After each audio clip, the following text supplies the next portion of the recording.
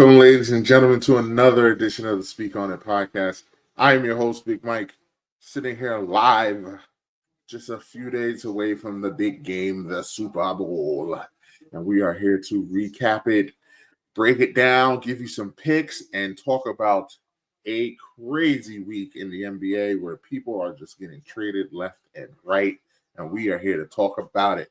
We're running the three-man weave tonight. You know I can't do it alone. I got the Mad Producer Podcast Poppy in the building. We here. And only in America, Don King 96 as his name tag says tonight. Anthony is in the building. Why are you Don King? What? Why are you Don King? It's a Pac reference. It's a Pac reference.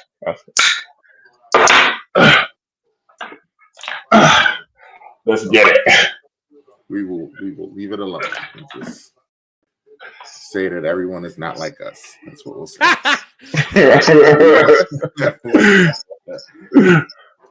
get started. We will get to the NBA being drunk and all these trades going on.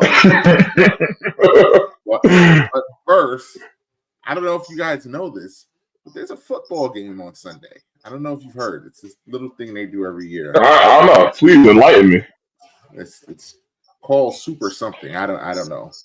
Superb. It was a football game last Sunday. Superb Owl. I think you're right. Superb Owl. I think is what they call it. And the Kansas City Chiefs and Philadelphia Eagles. EAGLES Eagles. Or as the mayor spells it, ELGLES. So we're just gonna not talk about the Pro Bowl games. Who gives a fuck? To be fair, Dylan. It's not even a Pro Bowl. It's a whoever wants to actually come and play ball. That's what it is. Skills competition. That tug of war one was pretty fun though. Like Wilson and fucking Drake May, two quarterbacks in the AFC. Quarterbacks you had to go through in the AFC to them to like play. You had to go through 15 other quarterbacks and ask them if they wanted to play. Drake May was there. Russell Wilson and then Joe Burrow was the other guy who was like, I'm not doing nothing else. And but Joe Burrow actually deserved to be there. There's Baker, who wasn't the first choice. Jared Goff, who I think was a first choice. And Jared Goff was there. And Sam Darnold, who might have also been a first choice. But again, they all were home. The AFC, everybody was just like, no. The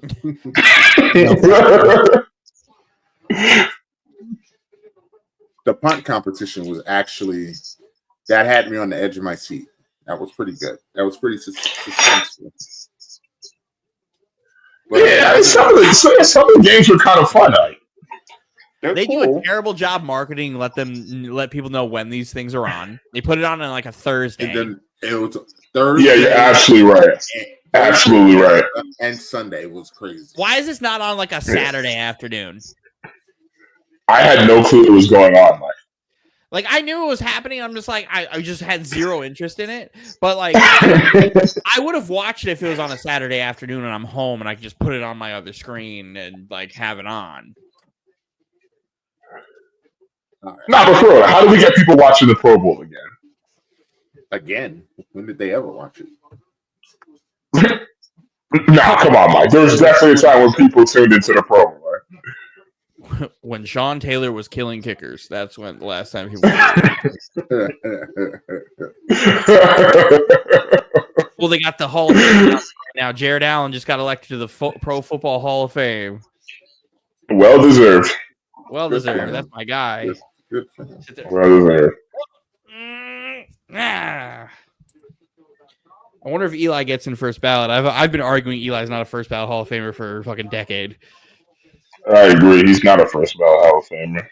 He'll probably get in because the fucking Manning family's mafia. Oh, Sterling Sharp's getting in! Let's go! Oh, wow. Good job. Hey, Josh Allen.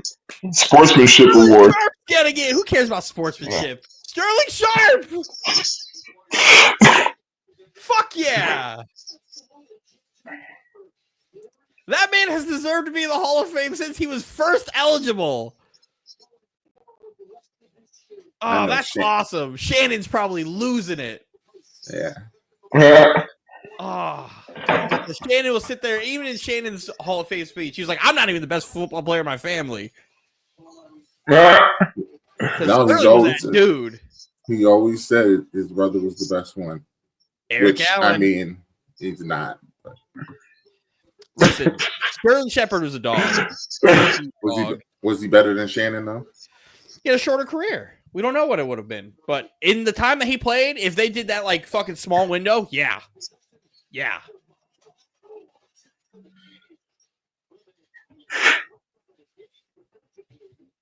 Here we got one more spot in the Hall of Fame left, fellas. Let's see what it's going to be. Antonio Gates! Wow. Yeah! Antonio Gates. Another well-deserved. One of the 5 greatest tight ends to ever play the fucking game. Let's go. That's awesome. And he's not 5. He is absolutely not 5. He's probably 5. He's probably 5. He's probably 5. We watched. No, yeah, because I don't think he's 5. Travis Kelce. Huh? No. Is he better than Tony Gonzalez? No. Is he better than Rob Gronkowski? No. Is he better than Shannon Sharp? No. I think he is. That's fine. Cool. Let's go with another fucking tight end. What the fuck is his name? Not Baker. Kellen Winslow. No. Senior. No. It's close though. It's close, but he's not. If you wanted to give me, I wouldn't make an argument, but I don't think he is. Yeah, I don't think he is either, but I wouldn't fight you on it. I think he is. I mean, I agree it's close, but I think he is. I don't think so, but that would be for me, the first 3 people you said, I was like, yeah, he's not better than those 3. Like, just period. And but the last 2 is kind of like I'm probably missing people off the top of my head. Oh wait, what about Jason Witten? He's better than Jason Witten. He's better than Jason Witten. Okay. He's better than Jason Witten. I don't care what Jason Witten's stats are. I watched him play. But no. He's extremely consistent. I'm gonna give you a hot take. Jason Witten should have to wait as long as Sterling Sharp did. Oh yeah, absolutely. I get because I really think how about Dallas Clark? He's better. Okay. No, he's better than Dallas Clark. He's better than Dallas Clark. The other name that comes to mind is Ozzie Newsome. Dallas Clark. I didn't see Ozzie play. I know Ozzie got some numbers though. Ozzie got some fucking numbers. I know Ozzie got some numbers. I didn't see Ozzie play, so it's tough. That's tough. I gotta think Ozzie wasn't as athletic as Antonio Gates. No, but Gates, if he's not 5, he's 4 or 5. No, we just named because Gates has played for such a long time and he was just so productive, man. Is he better than Kittle? Gates, yeah. Yeah, he's better than Kittle. He's better than Kittle. How many seasons did Gates play, man? Gates played a long time. 10? It was like 17 or 18 years. It had to have been something like that. No. Because if he would have played 17 years, because you get into the NFL when you're like 22 years old, he would have had to retire at like 40. Hold on, let me see. It was up there, I'll say. I'd be shocked if he played 15 years. I'd be shocked if he played more than 10. Oh, no, he played 15. 16 years. 16. 4 or 5. In fact, he played a long time. Extremely long time. You're old, Dylan. 16 seasons, yeah. You are old, Dylan. Oof.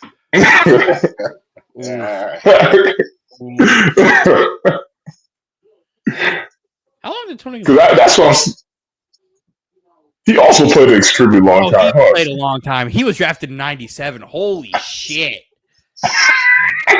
Holy shit. Tony Gonzalez played for a minute. Oh, yeah. No, he was 17 years, too. God damn it. He was good all the way to the fucking end. He was really good all the way to the end. Holy shit. In his last year, he still put up like 860 and fucking 9 touchdowns. When he went to the Falcons, he was still good for the Falcons. It's crazy. Yeah. Jesus Christ. He was that type of consistency. I've ever seen play fucking football. He was easily the best tight end I've ever seen. Who do you think is number one? Who do you think is the greatest tight end of all time? Travis.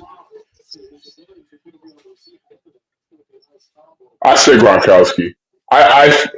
The way I look at it is like if they are both healthy and ready to go, I think Gronkowski's a better player. That's the problem. They weren't. I know. You're right. I see where you're coming from. Like I can't the better answer is probably Travis Kelce. I'm just saying for me, when I seen both players play when healthy, like Gronk is like the most unstoppable tight end I've ever seen. Well, yes. So Tony is the perfect mix of the two. So I'm gonna tell you it's more than likely Travis, but I'm gonna tell you I'm old enough to have seen Shannon Sharp play. Dog. And let me tell you, if Shannon Sharp played in the NFL right now, you would be seeing the numbers he put up in that NFL when they didn't throw and they never threw the tight ends. If he was in this NFL, he would be making wide receiver 1 money. He also was like smaller than the average tight end significantly. I know we look at he was too big to be a corner or a wide receiver, but he was too small to really be a tight end then. Yeah. Because he's like 6'2" and like 215 at the time. Yeah. Yeah, he was a tweener then. Perfect size now. Perfect size for a tight end now. Like, granted, and he'd still be smaller than all the tight ends we're naming. Like all of these tight ends that we're talking about now are here because of him and Tony Gonzalez. They're all granted, Tony is the perfect mixture of Gronk and like Shannon Sharp and Kelce. Yeah, because Tony's bigger. Tony's a great blocker, but also could route you the fuck up and just go, oh, high point, he's 6'5". But for my eyes, give me Shannon Sharp any goddamn day. But I'm not one of those. I will tell you, that boy Travis Kelce's a bad man. That boy Travis a bad man. I know he got the GOAT throwing it to him, but let me tell you, the GOAT. He had Alex Smith throwing it to him too, and he was awesome. Let me tell you, Patrick Mahomes is very lucky that he has Travis Kelce on that team too, because Travis Kelce's always been good. Always been good. Gronk is just Wilt Chamberlain. That's what Gronk is. Freak. Absolute freak. He's bigger than everyone, faster than everyone. Like, not taking it away from him. He's not routing you up, but you are not going to stop him. So you're not going to stop him at all. It's that simple. Like, I'm not taking nothing away from Gronk, because if I need a touchdown, I'm throwing his ass the ball. E7, go get it. It's automatic. This is just legit automatic. You putting a corner on him? Yeah, all right. Barbecue chicken. Good luck finding a linebacker that can guard him. Shout out to Eli Manning not making the Hall of Fame. Eli didn't make it after they hyped him up? Never making it. It'll take I just don't think. I don't think he should be in there, period, man. Like, I know it's not a popular thing to say. I just don't. Because Joe Namath is in. He's going to get in. He has to get in because Joe Namath is in, because their numbers are identical. And he got 2. I don't care. Like, he's Joe Flacco with one more Super Bowl to me. I'm sorry. Like, I just outside of those, and again, I know it's a big outside of those 2 Super Bowls. I mean, he has been mainly average his whole career. He's an average quarterback with 2 extreme. I mean, last couple of years he was pretty fucking mediocre. That's Eli Manning, but he'll get in because Joe Namath. And even those years he won the Super Bowl, he wasn't really that good either. He was average as hell those years. He just turned it on in the postseason, which is a very good thing, but he was still an average ass quarterback. He didn't do it all the time. Yeah, because I'm not trying to attack him or anything like that. But even those Super Bowls, like some of those plays were pretty fortunate. Nah, he did. I don't know. He fucked the Patriots up both that Mario Manningham catch. Come on, that Mario Manningham catch. What are we talking about? That was a dime. That was still a crazy catch. That was still an insane catch, Dylan. I am probably the biggest Eli Manning hater you'll probably meet. That was a fucking dime. Like, that is equal parts Eli as that is Mario Manningham. Absolutely. Absolutely. I might have to revisit that catch again because all I saw was Manningham having to just the way he caught that was just insane. Like, I'm just looking at the way he caught it. Maybe I'm just gonna have to watch it one more time then. Eli did his thing. Like, I can't, again, I will shit on Eli every way to fucking Wednesday. Every fucking chance I get to, because he is the most average motherfucking quarterback I think I've ever seen in my life. And then when he makes a mistake, him sitting there with slack jaw just annoying. I give credit because too. He had a clutch game. He had a very good clutch game. Sometimes. Both times he was going. Well, he was going into when he went into Green Bay, beat him up. He went into he had some key road wins too to both Super Bowls. So I got him to give credit for that. Those Super Bowl teams also had fucking phenomenal defenses too. He did his thing. Grant, he did his thing. Oh yeah, they also went to 40 San Francisco too as well. They had to beat them. So, like, again, Eli, I'm not a legit fan who will ever shit on Joe Namath, but, like, if Joe Namath is in, Eli has to be in. Because Joe Namath does not have the numbers to be in the Hall of Fame at all. He is the other average quarterback that's in the Hall of Fame. It's funny, I didn't know much about him except, like, the way they would talk about him in, like, Jets fandom and history. Like, I'm like, yeah, he must be like a god. He was probably a god on the field. And then, like, well, I'm talking about like player, like performance wise. No. I'm talking about purely performance wise. Completely average to below average. You want to talk about average having a fucking, like, unbelievable moment? That's Joe Namath. He's in the Hall of Fame because he guaranteed a Super Bowl against a team we had no business beating, and he also played like shit in the Super Bowl. Don Namath couldn't fucking buy a fucking reception that game. Oh man! You gotta say it how it is, Mike. Gotta say it how it is for the third best Jet of all time. That's he's not the third best Jet of all time. He's definitely not the first. He's the GOAT. He's not. The GOAT. Absolutely not. The GOAT. Absolutely not. Face of your franchise. Not my franchise. The Jet GOAT wears 28. And I will die on that hill. I will die on that hill. The Jet GOAT wears 28. That's your GOAT. It's not the Jet GOAT. I think most Jet fans will agree with me. No, I know the other Jet fan in here will. That's bias. That's the only goodness you've ever seen if your team was with him. Not true. There's another Hall of Famer that I got to see. He wears 24. Ah, yes. God's gift to cornerback. To DBs, yup. Name me another player who got an island named after him. Roman Reigns. Darrell Revis is... He an NFL player? Darrell Revis, he's top 3 to me personally in cornerback. Top 3 what? 3 what? Cornerbacks. Corners. Yeah, he's top 3 for corners. Yeah, he's top 3 to me of all time. Absolutely. Yes, yeah, absolutely. Name me 3 better. Bro, like Mike, you gotta understand something. The man, like, just like no cat, like the man had no help for a whole year and was literally locking down a laundry list of Hall of Fame wide receivers by himself. Like, dog, do you know how insane that is?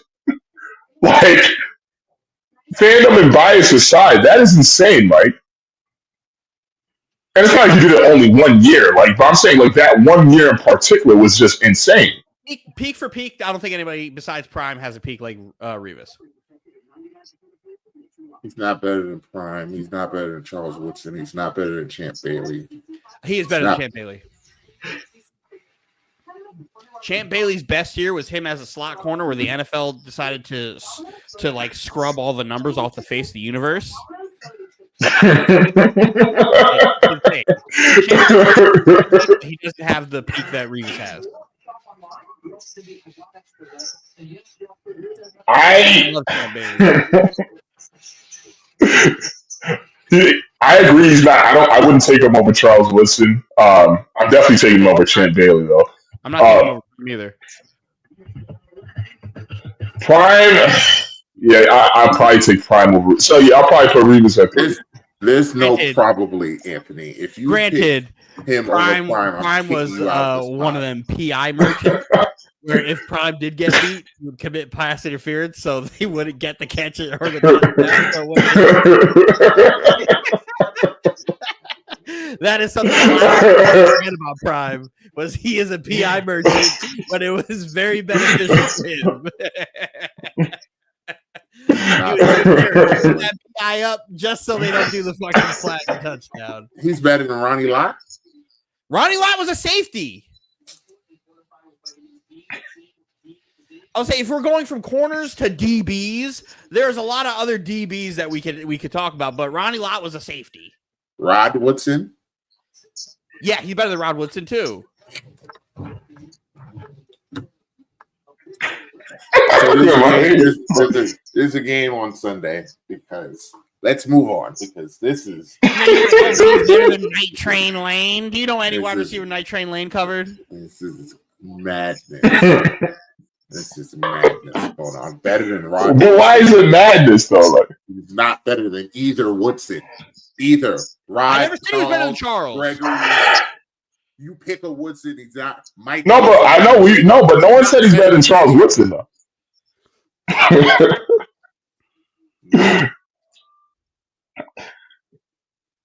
Is he in your top 10 at least? Yes. Okay, that's all that matters. All them too.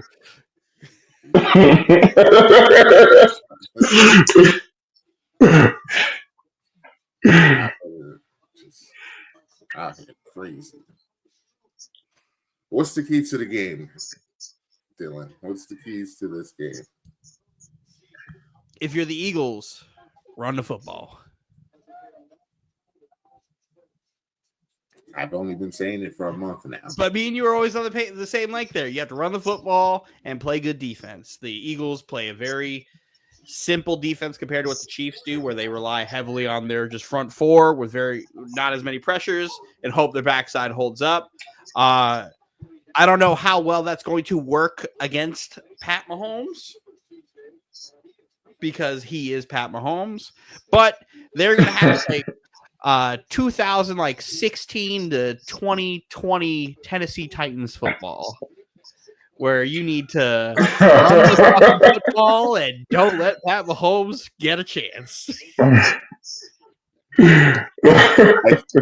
I think they need to play the Chiefs much like the Ravens, Ray Lewis's Ravens played the Patriots. I think it's actually the exact same game plan. Get pressure straight up the middle and ball control them to death. The problem with the ball control is Saquon busts 65-yard touchdowns. So you can't ball control if you're giving the ball right back. You can if you have defense to keep everything in front of you, which the Eagles like to do. The Eagles like to make you dink and dunk them to death, and then they just hold once you get to the goal line because they figure if I make you dink and dunk to death, at some point Jalen Carter is going to get loose and make you have a 3rd and 12. That's really the game plan. At some point, our line is going to first force a 3rd and long, and then we'll get off the field. That's kind of what the Eagles do. The best thing is you Saquon Barkley bust a 15-yard run and then knee. It's this Chiefs offense is really good, but it's not to that point where it's like we can't let them touch the ball. No, it's not like it was like 4 years ago. But the thing is, but the thing is, they're still dangerous because there's a lot of good things about Mahomes. So one thing that makes him also dangerous is that he knows how to spread the ball. 1 minute, freaking Juju Smith-Schuster's catching the ball. Next minute, there's a play for Worthy. The next one is Hopkins. He knows how to get everybody involved. And that's what makes their offense dangerous. It's not so much that he has a number one receiver that you absolutely just need to just be cautious of and whatnot. Well, then there's Travis Kelce on top of that. But it's just like everyone gets a piece of the pie. I think the Eagles really need to try and get pressure on him, kind of like what you guys said. They have to kind of get him out the pocket realistically. And then Mahomes can also do that other thing where he scrambles for like 10 to 15 yards. Yeah. You think he can't run until he runs? Oh, I know he can run. For the Chiefs, the game plan is no 3rd and short. Just as simple as that. Don't give the Chiefs an opportunity to tush push. Just like they did. I don't think the game plan today is really any different than it was 2 years ago in the Super Bowl, where it was you prevent the Eagles from being 3rd and short, 4th and short, and they can't do the tush push. You're probably in a good spot. Don't give up the deep play. That's what Jalen Hurts throws. Again, don't give up the deep play. If you beat me in the middle, you're going to have to beat me in the middle of the field all game because I'm not giving up the deep play and I'm not giving up the tush push. So you're going to have to run the football with Saquon and you're going to have to beat me in the middle. Sounds easy enough. Again, it's for both sides. Oh, the fucking all the Eagles have to do is just pressure middle. Easy enough when you got that bad man in front of you. Just stop Saquon and you'll win. Okay. Again, I don't think it's really simple, but the game plan really is no 3rd and short. You cannot get within 3rd and 3. 3rd and 3 is like DEFCON 5. 3rd and 4, you could manage. A 3rd and 3 because you're gonna be in 4th down territory each time. Be 4 down territory, and they're gonna get the 1st down, and then you're back to phase 1. And that's exactly what Philly wants to do. Yeah, I see it too, Dylan. Just nonsense. They got to make Kelce a non-factor too, as well. I mean, you either make him a non-factor or make him the only person that can catch the ball, because he's not going to outrun you for the most part. Like he has the potential to ruin the game, just like Saquon can. He can ruin Xavier Worthy, very much so. He can. So you got to keep him under control. You cannot let Juju start cooking. And I mean, letting cook and Hollywood Brown. No, Juju can get cooking too. No, but it's like he shouldn't be the one. If he is cooking, then your defense is fried because you have all. And don't Juju's the one doing it. But just think about it. They're gonna have the. Yeah, they're gonna have the attention of Hollywood Brown. They're gonna have the attention of Hopkins. They're gonna be eyeing Travis Kelce, especially in the middle. So it wouldn't even shock me if Juju had a good game. If I want anybody on any of those receivers to beat me, it's Hollywood Brown because he is the only one there who is known and prone to drop the fucking football. He's the one I'd be like, if he's gonna beat me, fine, but I know he's gonna have a fuck up somewhere. And I saw in that Bills game that he had a couple plays where it's like, come on, what are you doing? This is Lamar got your ass out of there. Hey, shout out to Kevin O'Connell, Coach of the Year. Coach of the Year, Kevin O'Connell. They got it right. He definitely deserved that one. Yeah. All right. Oh, no, Mike Tomlin? No, we're not going to cape for Mike Tomlin now? I mean, you didn't you didn't see the look. You didn't see the look that I gave. I guess we can bring them in here since we're going to start the music anyway, because it is that time. So, Breezy, welcome aboard. You still have that ridiculous, atrocious picture. That ridiculous. Y'all don't like my bodega cat? No. It's so strange. But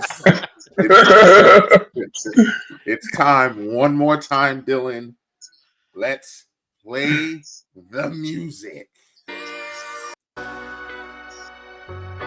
Ooh, we haven't heard it a little bit. We have not heard this in a little bit. Music gives me nightmares. I bet it does, Anthony. I'm gonna play it. I'm gonna hear it. It's the big game, man. It's the big game. There's only one game, one confidence pick. That's it. Anthony, you are in last place. And as you that means oh my god, in the last place this whole fucking I hate this stupid fucking song. Oh. Ooh. God, alright.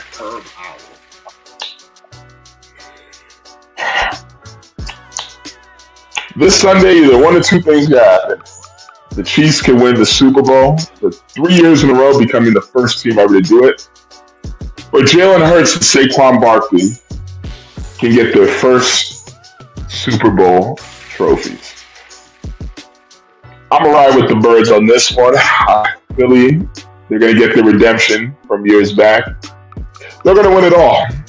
And Philly's going to raise that title up. No three-peat for Mahomes and company.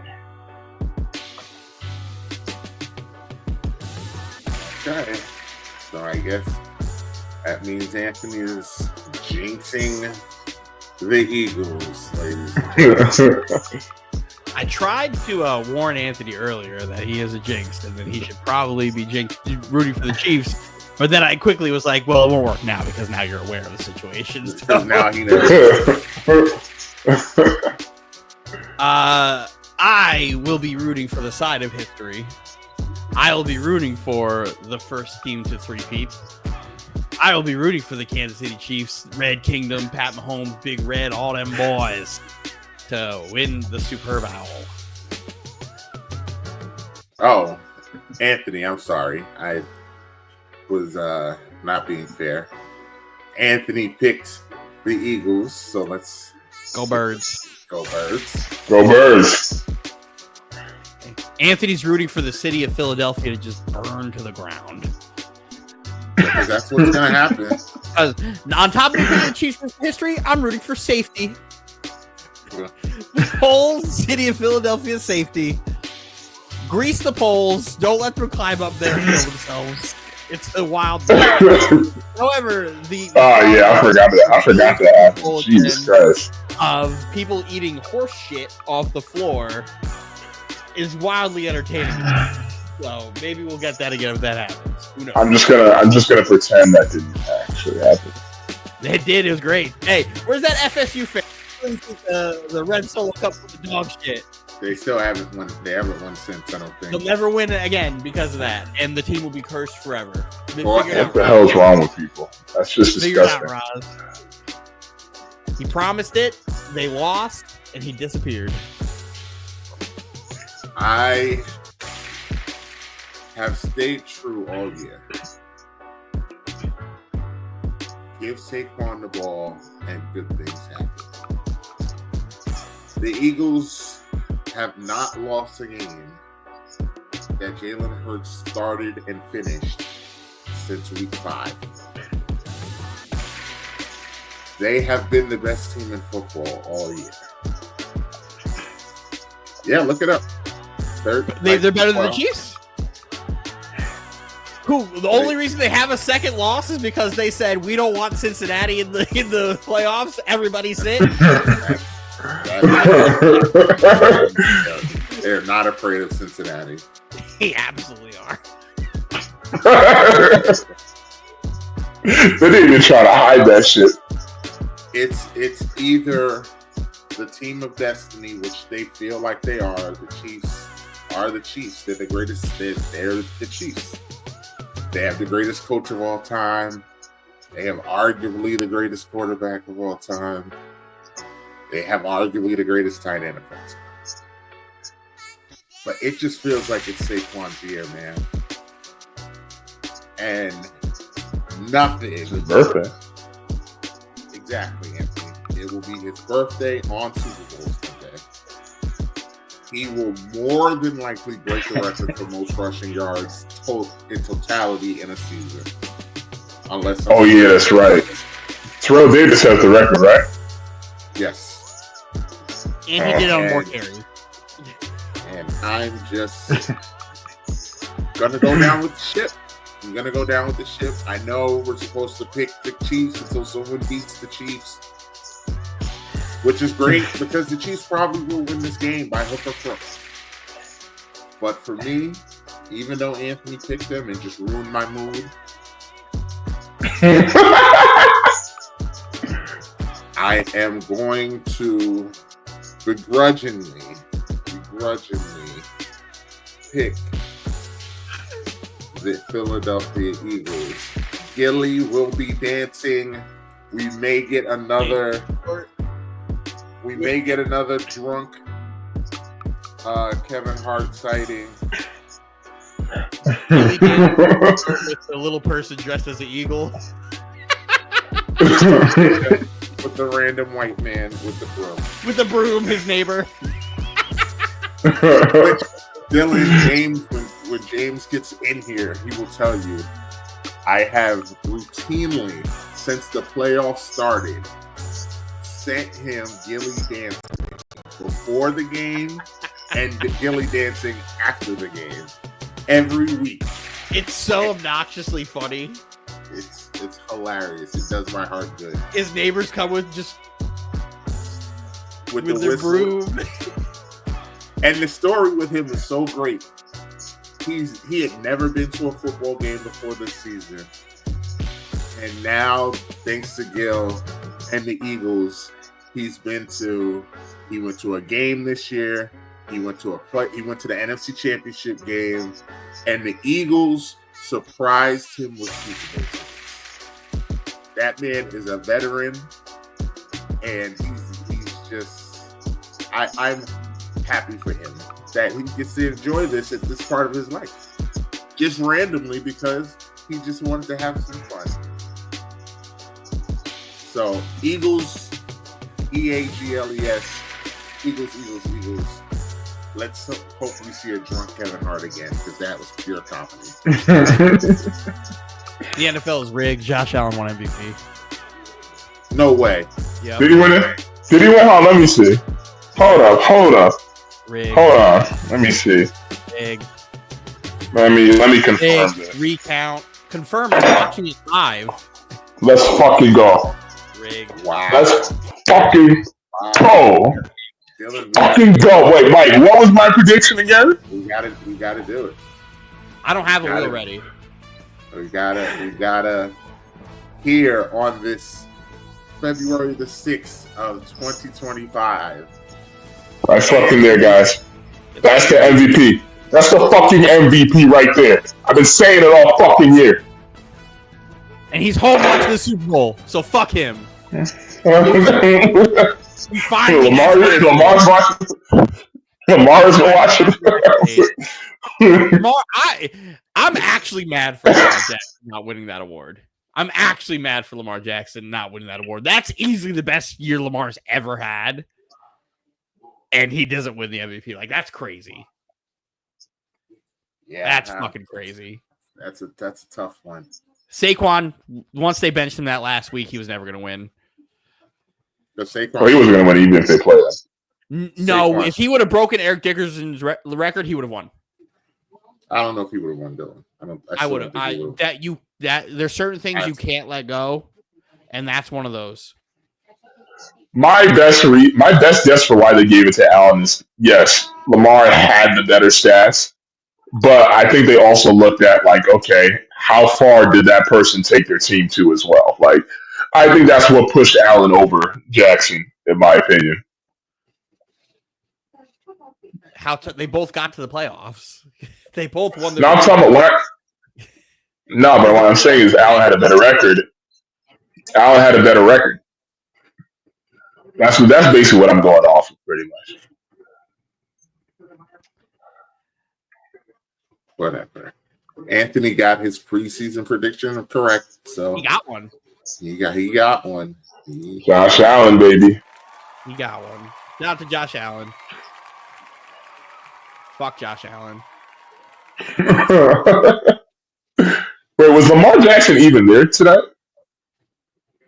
I don't think so. I don't know. They could have given him the award and him not be there. They probably would just let Ray Lewis do it because Ray Lewis was up there representing him. Just like LaShawn McCoy was representing Saquon. Breezy, you have a Super Bowl pick for us? Cannot hear you. Just hear nothing.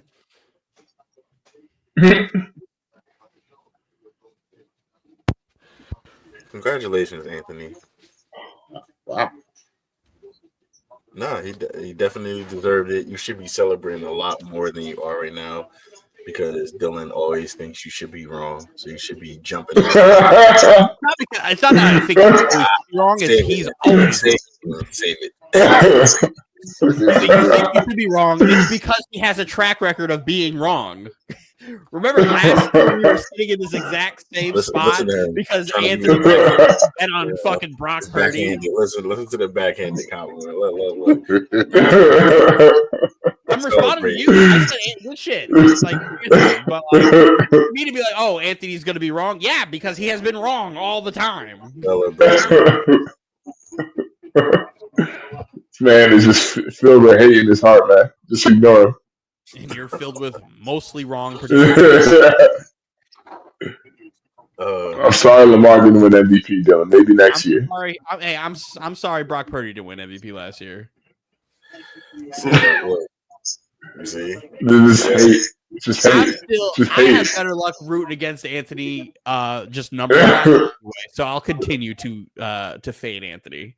Josh Allen is your MVP for this year. That's all that matters right now. There you go. No, what matters is James making a Super Bowl pick. That also matters too. So then it's not all that matters right now. It's tough, man. Don't watch, but I know I've heard enough to know that it should be a really close game. I think that it should be a pretty competitive game.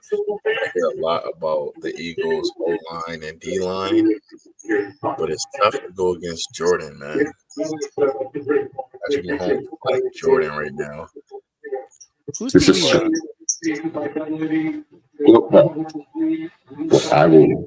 It's funny how people get like voter fatigue and like winner fatigue, but everybody's like wanting the Chiefs to win. But there are a lot of people that don't want the Chiefs to win at the same time because they feel like the Chiefs cheat or get calls and stuff like that. So it depends on what part of one part of the spectrum you want to be on, right?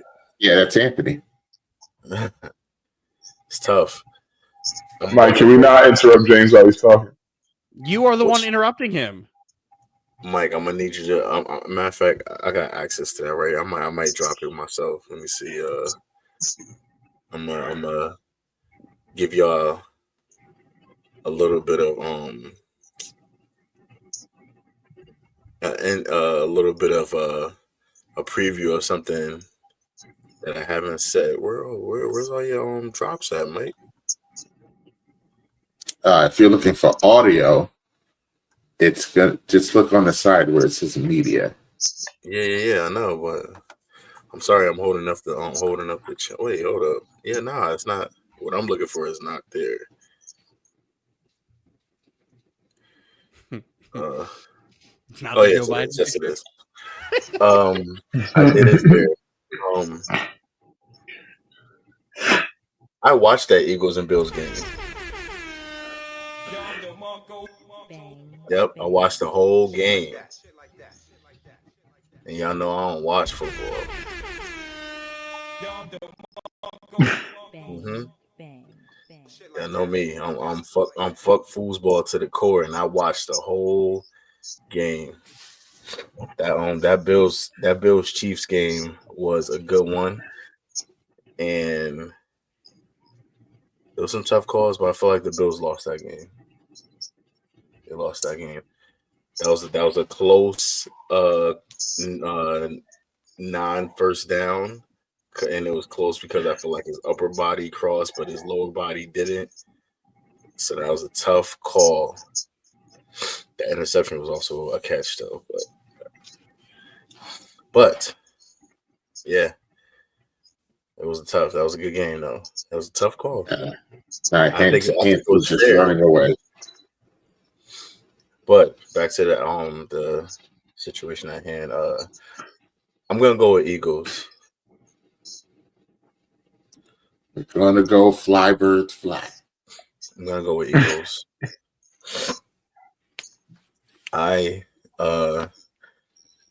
think that Saquon is gonna go crazy. He has a point to prove, even though I feel like the Chiefs are gonna try their hardest to stop him. But I just feel like he's just gonna do it regardless. There hasn't been any team that I know of. Has there been any team this season to really stop him? Saints. Once. So they got one blueprint to go back to, and it's easy to go back to the game that you played bad in and make corrections, right? Easier to do than multiple things to look at. So I feel like if he was to go back to whatever game he was bad in that he got stopped in, just like they're gonna look at that game, he can make the corrections to still be dominant. So I'm gonna go with Eagles, but I don't have a foot in this race. Basically, I think that the either or could win. But yeah, Eagles. Going with Gilly. And Mike isn't lying. Every single game that the Eagles win, Mike sends me Gilly, his neighbor, the dude in the dress of the Eagle. the vertically challenged guy. I feel like that's more offensive. No, it's not. No, it's not. It's not. It's the correct term. And the truck and the overly huge Eagles hat and the too short. I feel like he sends me that every single week, and my thing I say to Mike every time he sends it to me, Dylan. I said I'm still waiting for you to reenact this and send it to Dylan every week. Every week, I say I'm waiting for you to reenact it and send it to Dylan because he sends me every Gilly video, and I say I'm waiting for you to send it to Dylan of you doing this with your neighbors because you know how Dylan has whatever he has against whoever is on the Eagles team. Jalen Hurts. Jalen Hurts. No, I would think it's hilarious. You know it, James. He hates it. I don't think he's very good. But no, I think it's hilarious. I don't know what he's going to say after Jalen wins this ring. If it's off of the back of Saquon Barkley, like everyone here is, nobody here has said, nobody here who has picked not the an Eagles. Individual stat. Hold on. Let me say. Nobody here has said the key to victory for the Eagles is Jalen Hurts. Not a one of you. All three of you picked the Eagles, and all three of you said who? The MVP. Saquon Barkley. So I don't want to hear anything because if the Eagles are going to win this game, it's going to be off the back of whom? If the Chiefs win, it's going to be off the back of who? Pat Mahomes. I mean, might be off of the defense. Or their defense. Same goes with, but the thing is, there's a lot of moving parts when it comes to the Eagles, right? I hear O-line, I hear D-line, I hear tush push, I hear Saquon, I hear recent accuracy of Jalen Hurts. So it's like it's a team effort. And you have been the one to say that winning is not an individual stat when it comes to football. So It's not a quarterback stat. But again, if we're gonna go and Saquon's going to go crazy, was your direct quote. That was Anthony's quote. Oh, that was James's quote. I feel I said I feel like there's no one that can stop him. I mean, but but if they can't stop him, anything about Hurts. No, because he's having a career season. He's having a career season. You can't overlook that. So with him having a career season, and if they're unable to stop him, why does Jalen Hurts have to do anything? Yeah, and why do you hold that against him? Because then that's where you're misconstruing everything that I've said about Jalen Hurts this season. I'm saying, but you have to acknowledge that. You can't not acknowledge what Saquon is doing to just give Jalen Hurts props. Well, that's what Mike's trying to do. That's what Mike's trying to do. Props. Yeah. So my thing is, if Jalen Hurts wins this ring, just handing the ball off to Saquon Barkley, he's just Trent Dilfer to me. That's not That's true. all he is to me. That's not true because you know what? Had Russell Wilson did that instead of trying to get his last touchdown pass at the end of that game with the Pats to get him the glory because he made a pass to end the game, he'd have 2 rings right now. I'm gonna tell you guys a hot take. I also don't think Russell Wilson is that good. Never has been. At that point in time, talk to Steven. Steven was a big Russell Wilson fan. I was not. That's fine. At that point, I was not a Russell Wilson person. The masses. That's the point. Why? Can't speak for the masses. Can only speak for me. I know, but I'm speaking for the masses though. I'm saying that's why that play happened, because if it wasn't about getting him the final play to solidify him getting MVP that game, the ego and what is the coach's name, whatever his name is, if they Anthony's coach, if they don't do Joe that Biden. and just give it to Marshawn, they win. But it's all about the optics. So and now if you fast forward to today, if they don't give it to Saquon, that's going crazy for the optics to make Jalen Hurts look good, you probably lose. It just doesn't make sense. You go with the game plan. And you can't just say, "Oh, if they went off the back of Saquon because of the game plan," that's not right. That's not fair because the game plan works. So, in response to Mike saying, "I don't know what Dylan's going to say about Jalen Hurts if the Eagles win," I'm going to say the same shit I've been saying all season. If they're rolling with the game plan, they don't need Jalen Hurts to win these football games. It's Saquon Barkley who's winning these football games. What's Jalen Hurts stats been? I heard his Jalen Hurts is having the single worst year he's had since he's been the starter. Did he not play good in the NFC Championship game? He did. But again, he didn't need to. Because they won by 40. Was he a part of that 40? They would have won if he did nothing. That is true. That is true. It's hindsight. No, it's you take his points away off of that the scoreboard, they still win. But he has to be on the field. No, he doesn't. That's the thing. He doesn't. That's like the argument that I was having with you about James Harden shouldn't be on the court during that playoff run, and a lot of people saying he needs to be up there because he's what is it? A distraction. A distraction. Exactly. He's a Willis Reed on the court. Has to be there. He doesn't, because you could replace what he brought this year. You absolutely can. Who's their second and third string quarterback?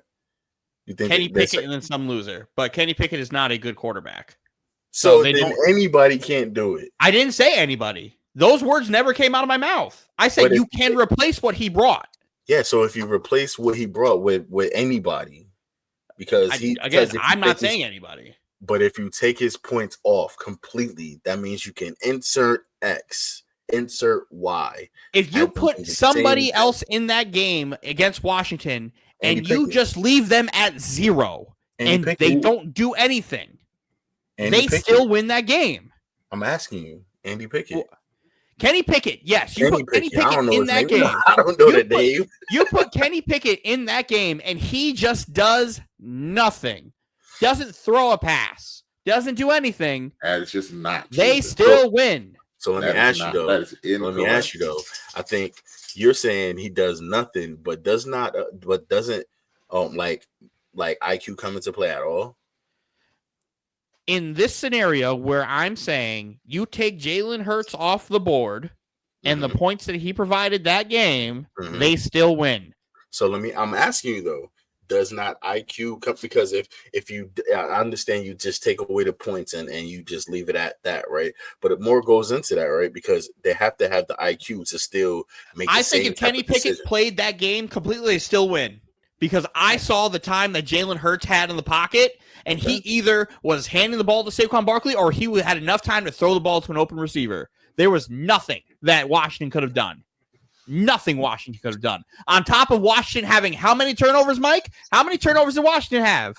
It's crazy. Three. That's just what, Three turnovers. Is what I'm saying. And Washington did grieving in the game to give up a free touchdown. Something I've never seen. The slander is crazy. I've never seen 3 penalties in a row, and the ref go, if you do one more penalty, we're rewarding them a touchdown. And Frankie Louvu said, bet. And they committed another penalty, and they said, all right, Eagles touchdown. I heard they never had a situation for that to even arise. I've never seen that before. Yeah, but I heard this always existed, though. I've never seen this. I didn't know this was a thing. I only knew of it in Madden. If you were to go and do 3 consecutive penalties online, it would kick you out of the game for grieving. By the way, Dylan, Jalen Hurts accounted for 4 touchdowns in that game. How many points did they win by?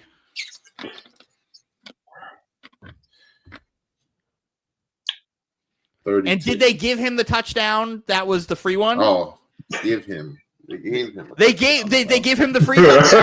They did. All right. They gave him the free touchdown. All right. Because who crossed the plane for that touchdown? Cool. Did anybody cross the plane for that touchdown? Yes, Jalen Hurts did. The one that they gave to him? Nobody did. No, Dylan. They had to run that in. They ran that in. They didn't give them the touchdown. They ran it in. Washington just didn't do anything. They said hike. They were afraid of just the penalties. Exactly. And Philly just punched it in like it was nothing. Gave him the touchdown. Again, I also devalue all tush-push touchdowns. How much did they win by, Mike? And we Mike, how much did they win by? They won by 32. Take 28 points off the board. They still win. 24 points. 28. Mike said 32. 32. Take 28 off the board. They still win. I promise you they don't win this game if Kenny Pickett plays. You know how I know that? Because Kenny Pickett had 2 carries for -3 yards. Yeah, those are called knees.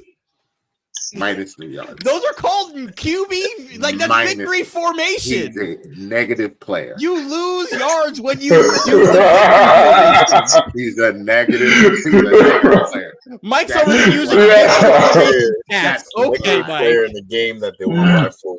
He got put in the game and kneeled to end the game, and we're using those stats. Okay, Mike. Negative.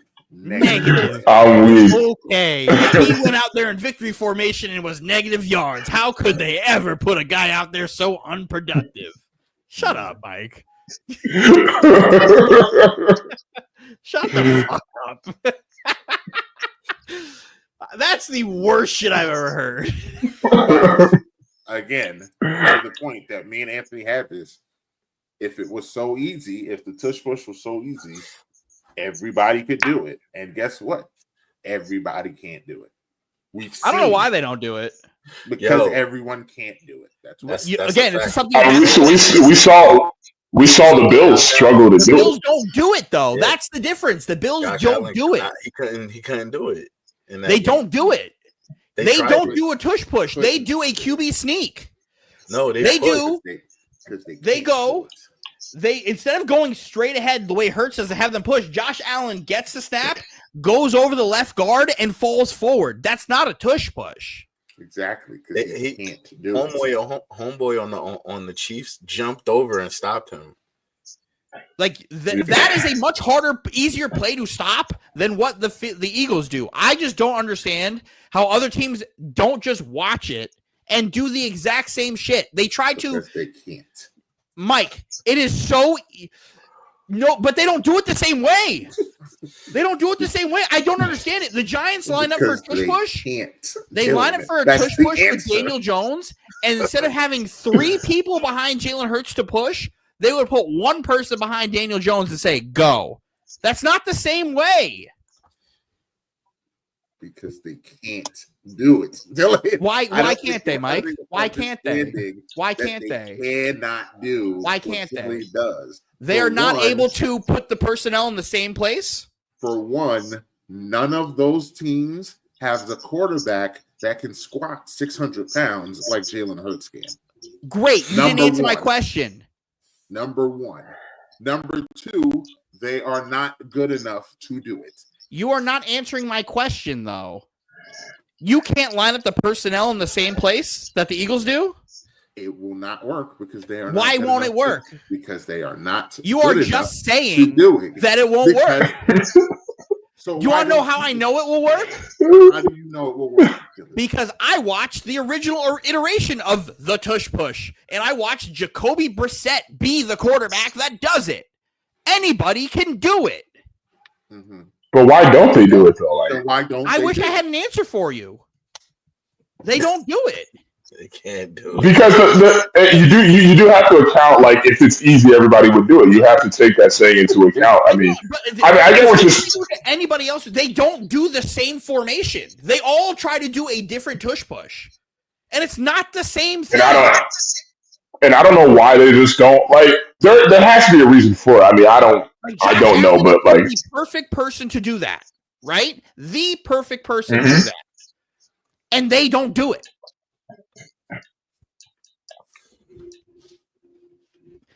Let's put, instead of 3 people behind Jalen Hurts, 2 push. They just go, Josh Allen, go run forward on a fucking over the gap that's covered. Well, that's why I'm really interested to see how the Chiefs are going to deal with the team that has mastered the tush push. So they did it last time. I'm really seeing them do it this time. The way you stop the tush push is don't let them be in a position to use it. Could be much harder this time because of Saquon, but last time, every time the Chiefs, I think the Eagles ran the tush push 1 play that entire Super Bowl last time they played. Because they were not in 3rd and short. They didn't get a chance to be in 3rd and 4. If you're 3rd and 4, 4-down territory. They're just going to keep doing that. They're going to get 2 yards, and just keep it pushing.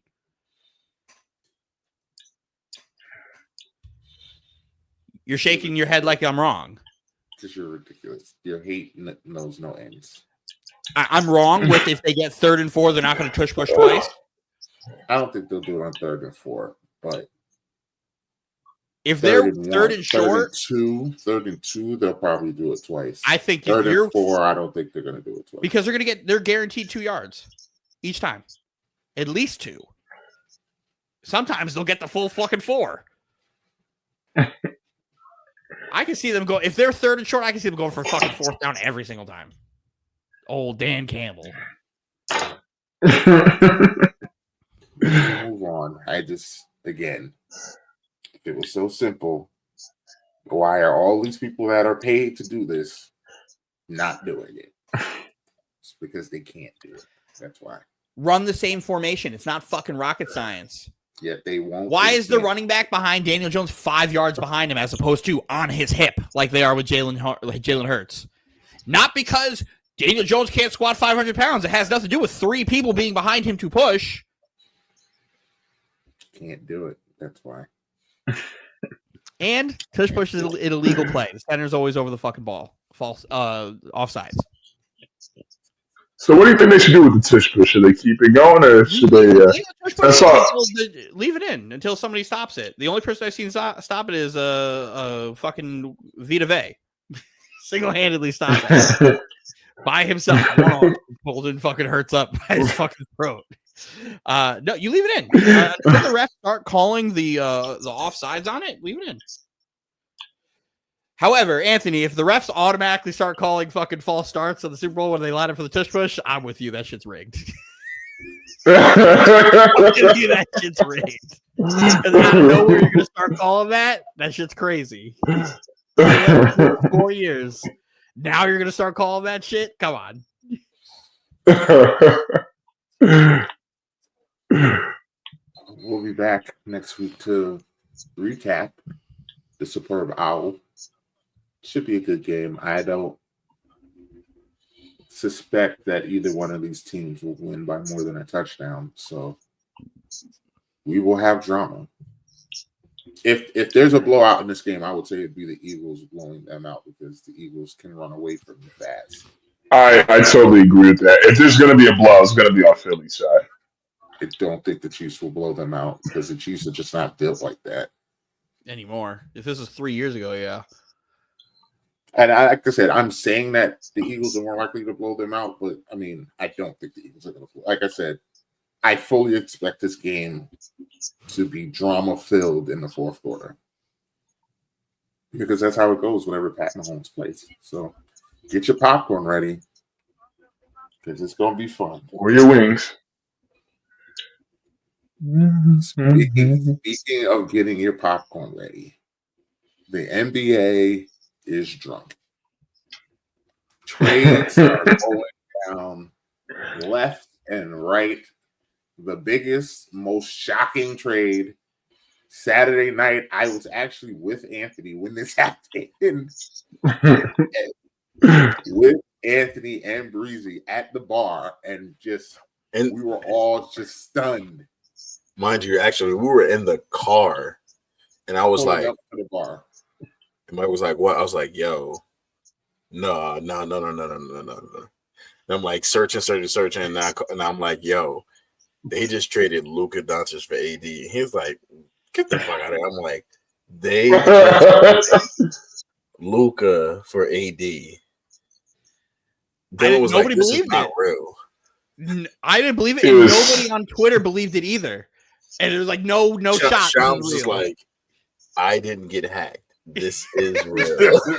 That was somebody who got hacked would say. I know that's the craziest part. That's literally what somebody would say. Some NBA Central shit. Like once everybody else started coming in, like, no, this is real. I was like, no shot. They fucking did this. Shams had his Wolves bomb moment. That is the most shocking trade I think I've ever seen. And might be the most shocking trade I've ever seen too. It absolutely is. Don't make no. It still don't. Well, that was a sign. It still does. Like this came out. Like shocking moment. KD signing with the Warriors is crazy. Yeah. But would you say? Huh? As a trade goes, this are you talking about trade I've ever seen. KD signing with the Warriors is one of the wildest things I've seen in basketball. But like trade wise, I don't know what would be up there. Yeah, I mean, I think Karl Anthony Towns was another one this season. Yeah, that one shocked the hell out of me, but it wasn't to the magnitude of this one though. Like you got rid of your 25-year-old like top 3 basketball player in the world. Like that's crazy for Anthony Davis. Don't say Shaq, like that. Like didn't Anthony Shaq Davis get traded to Miami? He did get traded to Miami. He did, and that was shocking too. But that was in the offseason. What makes this even more shocking is this mid-season. Trade deadline. Yeah, mid-season. This trade deadline. Easily the wildest trade deadline of all time. Easily the wildest of all time. They need to really get. I understand they got AD and Luka next to each other, but they don't. They need to take Jimmy from in front and put them in front. Yeah. I guess Jimmy started all this. Jimmy started all of this. He put off because let me tell you, if KD would have got traded, this would have been the The wild, most unreal shit That would ever. have did it. Because That would have did it. And it almost happened. KD said no. He said no to everywhere. I think they're going to trade him in the offseason because they're going to have no choice. Holy shit. Like, the fact they had to be like, please don't trade me. The whole NBA, even Anthony Edwards was like, yo, Tim, at least let me know if you're going to trade me, man. Like, the fact that the Suns owner put the Suns in this situation where it's like, we can't get rid of Bradley Beal. Like, we have to do something. Kevin! Bradley Beal legit sitting there saying, I said what I said.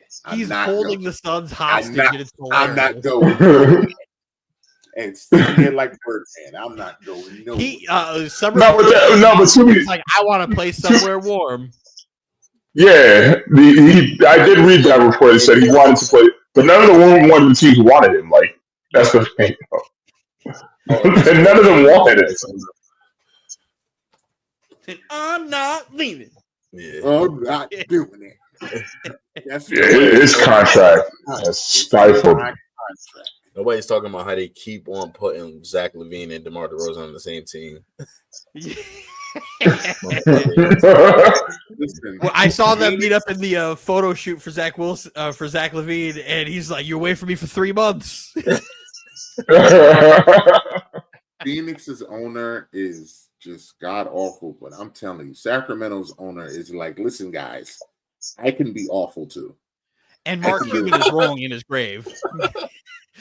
Rolling in his grave with all this happening. Mark Cuban famously said, "I'd rather divorce my wife than trade Luka Doncic." And he hasn't been out of power for a season, and they traded Luka.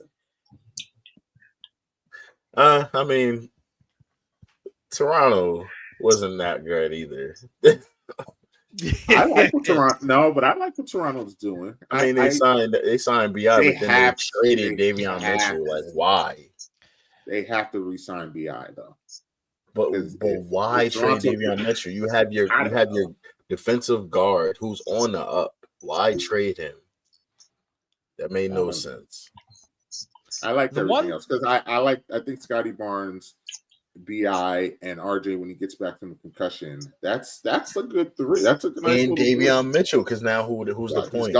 He's gone now, James. I don't know. Now who's that's what I'm asking. Now who's the point? Now quickly, trade deadline's done. Who's the point? I guess it's quickly. Ben Simmons. They're trying to make the lineup that you were talking about. The 7-foot lineup. Everybody's 6'10" and bigger. Mm-hmm. Ben gonna fuck around and sign with the Clippers, and we're gonna be like, "Oh shit, he's pretty good." Why? Ben Tyronn Lue fired. Ben is going to just be Tyronn Lue's trying to get fired. Ben is just going to sign with the team, and he's only going to be defense. That's all he's going to do.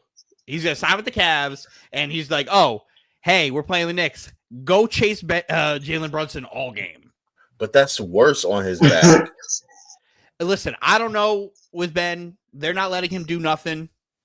He could very much so be. It's like just like the Zion situation. Zion's like, "Oh, I feel like I can do this," but they're telling me no.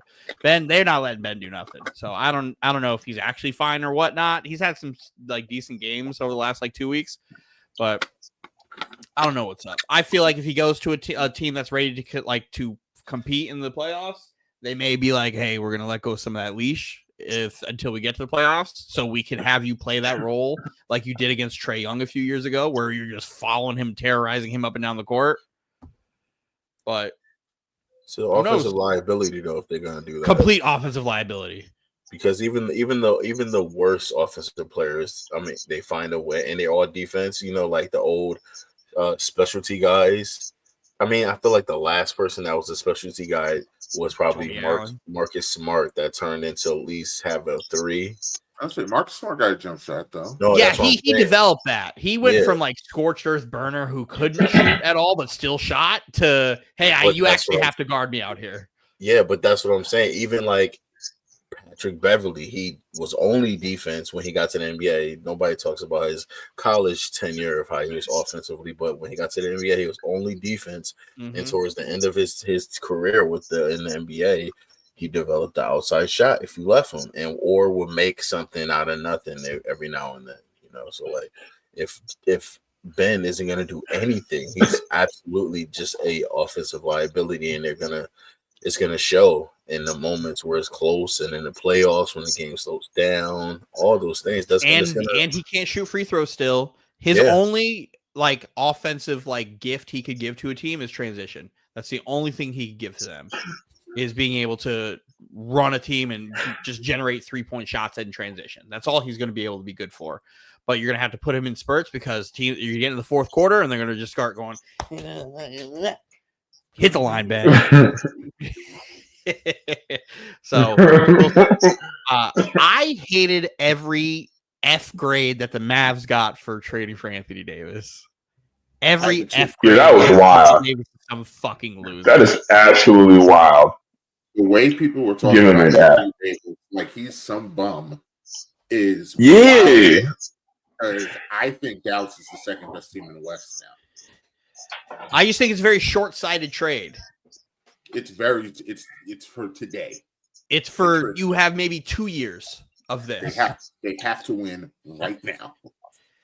And Kyrie as your main guy in the playoffs doesn't work.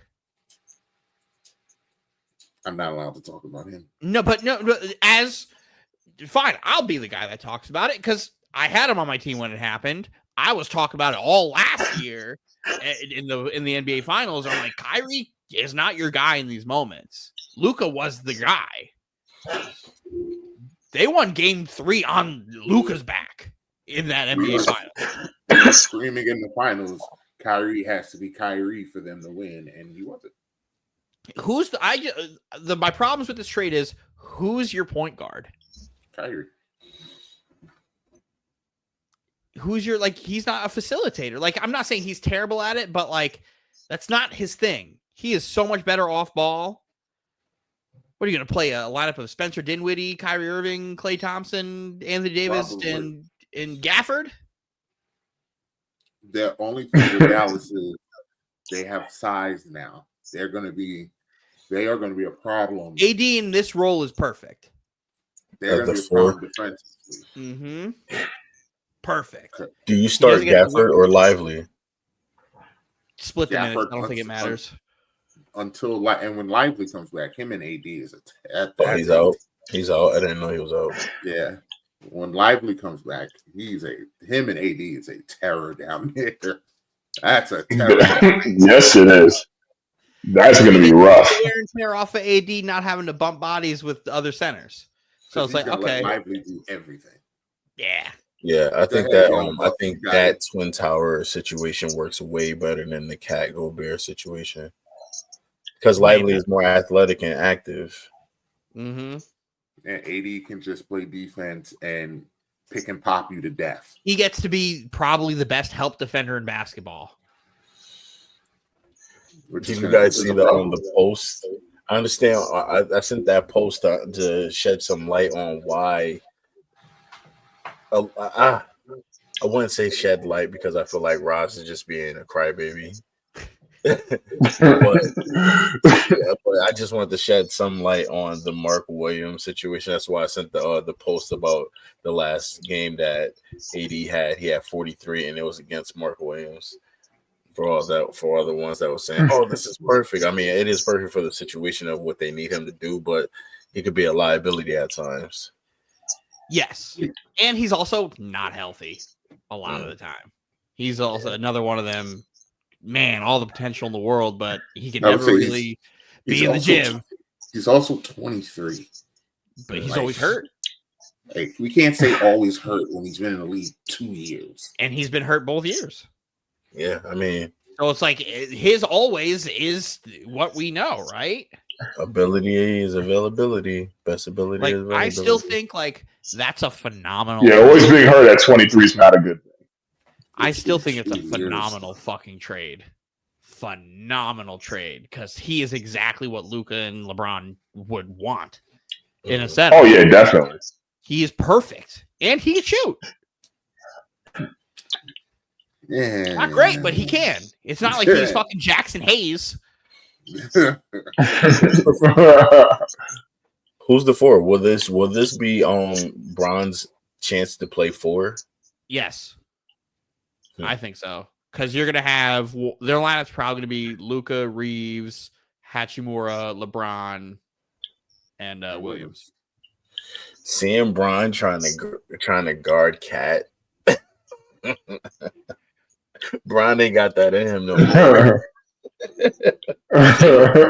Oh no. We'll see. I would love to see that because No.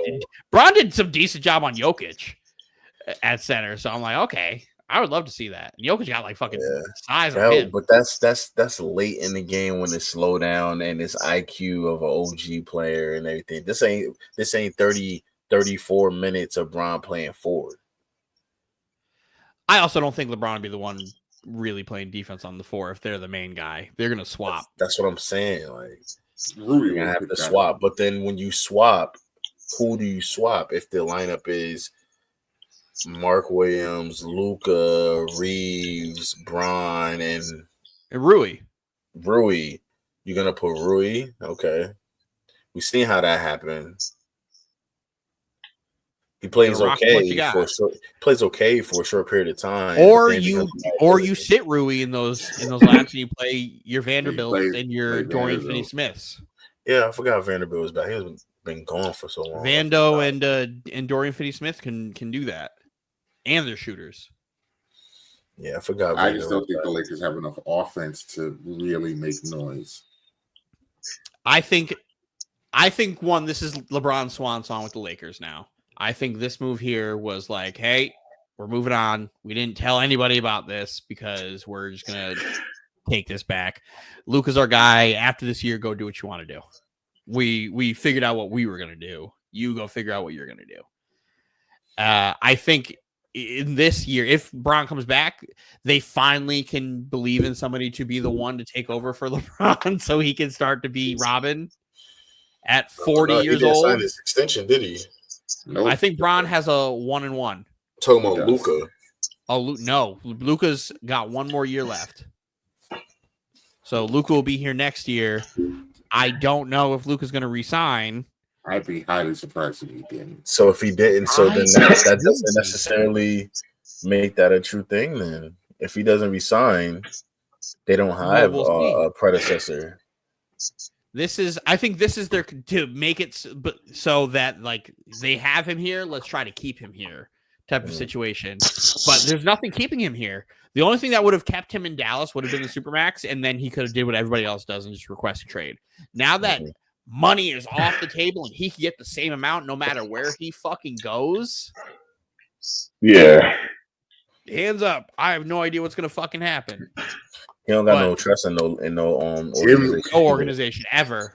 Him going to play with Joker is nightmare fuel. Let me tell you. That's the death scenario for the rest of these NBA players. And no defense will be played. Yeah. They lose a lot with stopping because you would have to clear up a max spot. They lose a lot. Jamal Murray's got to walk. Oh yeah, he's definitely gone in that scenario. Hell yeah, Michael Porter Jr. is probably gone too. Playing really good in that shooting guard position with Russ playing point now. I don't know, but ideally Lakers are like, cool, we have to secure this bag. I think they'll let whatever happen. I would be so worried for Roz if Luka was like, I'm not signing any extension either. Roz might actually like lose his mind. Yeah. Because hindsight, or not even hindsight, when this happened, I was like, oh, this is a trade for the future. They're going to try to lock Luka in and be the future. And then he doesn't sign an extension. And then they don't have a good year. That's it. Roz was very happy when this trade happened. He was looking at it like, we've got our guy for the future, blah, blah, blah. All of a sudden, he's a Luka fan. So blah blah blah blah blah blah. Bros go teach the I don't think. Nah, Roz likes the Luka. When I Luka don't think did that Roz has ever whole not like Luka. when Luka did that whole bullshit against the Knicks when he went crazy and got the crazy putback shot and then killed us in overtime, he was saying stuff about Luka then. Was that love for Luka or was that? Yeah, it wasn't hate. It wasn't hate. I would have called it. It wasn't hate. I was tight because Luka did that and we didn't finish the game, but he was speaking true facts. Jimmy Butler getting traded to the Warriors, which I called weeks ago. After Wendy said no chance. Because he didn't want to sign an extension with them. And then promptly signed. And then all of a sudden he wants a 2-year deal worth $60 million. Which is, like I told you, is crazy to me. That's insane. I wouldn't give Jimmy $60 million a year. Hey. And I love Jimmy. I think I love Jimmy more than anybody in here. I would not give Jimmy $60 million a year. It was a desperation move by the Warriors, so I know why they gave it to him. So imagine how Clay feels. Clay has got to be like, wow. You didn't want to pay me. You gave it to this guy, right? And not a knock to Jimmy Butler, but more on the it's more on the relationship as far as like you guys didn't want to see me through. You guys didn't want to see me retire here. They told Clay they didn't have the money.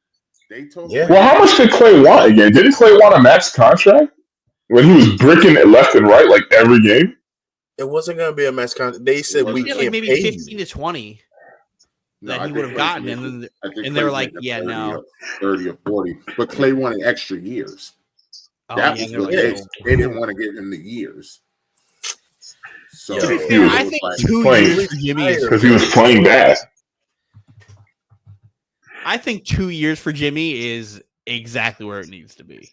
Nah, because that is I think it's fine. I think Draymond is done next dollar year. amount. It's not the length of the time. Clay's contract is 3 years, $50 million. That's crazy. That is insane. That the Warriors didn't want to give Clay 3 years, $50 million. That's crazy. And Jimmy getting paid more in 1 year of the deal. That's insane. So yes, but Clay's play fell off a damn cliff though. He's playing good this year though. He's playing good. No, this year he's playing good. But his last few years with the Warriors, especially his last game, he was fucking terrible. Like that's not how when you're trying to get a contract. That's not how you play. Like I also think he hates Steve Kerr. I think he also hates Steve Kerr. So what KJ and Paul Pierce say? Yo, Clay needs some fresh air. Yeah. I don't think the Warriors really got better. Like I don't either. Much. I think they improved a little. No, they didn't. Wiggins wasn't playing like great. I think getting Jimmy and keeping Kuminga is crazy. Like I can't believe they didn't have to give up Kuminga at all, or even try to get rid of Kuminga to get something else of value in. But yeah, I'm glad. I'm kind of glad Pat Riley did right instead of trying to. Because at first he was trying to make it unbelievably hard for other teams to even try to take Jimmy Butler because it was asking for so much. And I'm kind of happy that he stopped doing that out of spite. I felt like it was very much out of spite. Well, that's also because Jimmy was out telling teams that he wasn't signing an extension. So don't trade for me if I'm not going to sign this. Boy, was Jimmy trying to get to Phoenix. Boy, was he trying his hardest to get to Phoenix. Yeah. The shoes, the hair. Everything. He was trying his damnedest to get there. And boy. Bradley Beal said, nah. No, Pat Riley was like, I don't want Bradley Beal. Because Bradley Beal wanted the warm weather in Miami. But the warm weather in Miami didn't want Bradley Beal. Shout out to, again, that dysfunctional, terrible franchise. Sacramento Kings trading De'Aaron Fox. So someone tell me what was the reason for firing Mike Brown? I don't know. Fired him because I don't know. I couldn't tell you. Well, is that what it was, or is that what's alleged? What it was. That's what the media is saying, but I just think that's nobody just terrible inside was saying that it was ownership. Them not being as good as they thought they should be, and just hucking him out. I understand why you trade De'Aaron Fox, because De'Aaron Fox has absolutely been like, I'm not signing any extension with you guys. Which was probably in play before they even fired Mike Brown. Which was in play before the season started. Yeah, so like to try to make it seem like, because the thing is, if like, you know, while everything is getting crazy, you know, it's easier to forget earlier things. So I think that's what was happening and why everything was crazy. And when they fired Mike Brown, they try to make it a player coach thing, you know, coach killer mentality, that frenzy and fever starts to go out there immediately. But I don't think that's the issue. I think they probably had some inner turmoil between Mike Brown and ownership for sure. Because other than that, what would be the reason to fire him after being coach of the year? Because it's easy to fire Mike Brown. Because everybody does it. I think that owner is terrible. That's the he's fired everywhere he goes. Everywhere he goes, yeah, that's that. I know. I'm not disagreeing. I'm just saying that's messed up, especially after being. Listen, what George Karl got fired after Coach of the Year. Yeah, Dwayne Casey, Monty. Dwayne Casey should have gotten fired 2 years prior to that. Monty Williams. The Monty Williams firing is still. Monty about to win another Coach of the Year. He's about to get fired again. No, I'm joking.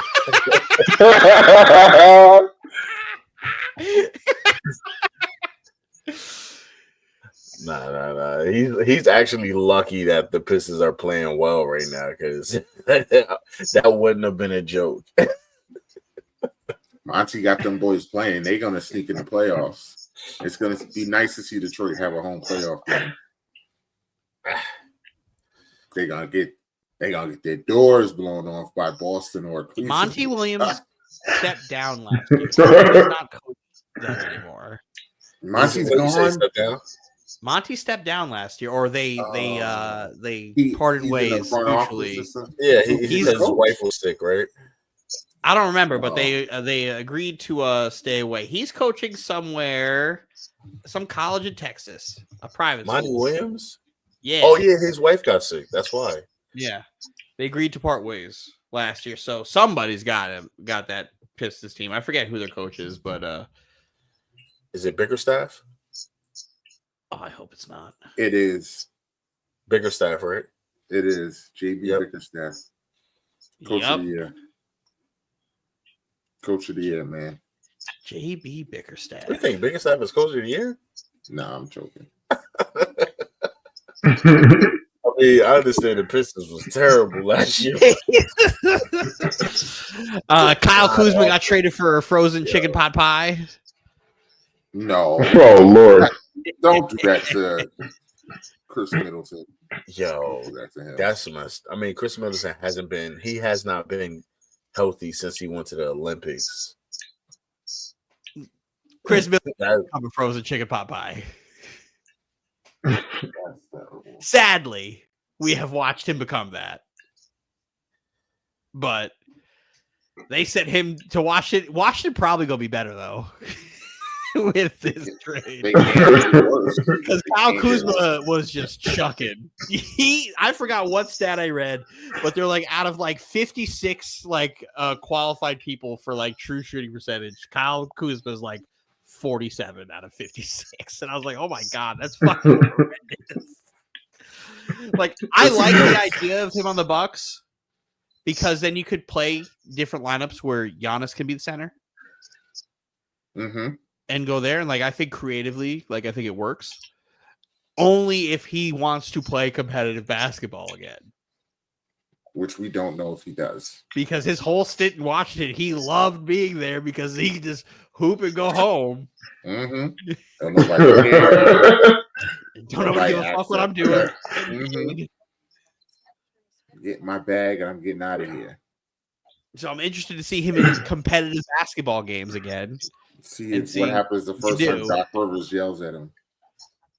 He'll probably go, send me back. That Jimmy Butler trade was like a 4-team trade. It was a 5-team, and then the Raptors backed out, and then got the Pistons involved somehow because Dennis Schroeder ended up getting traded 4 different times yesterday. Again.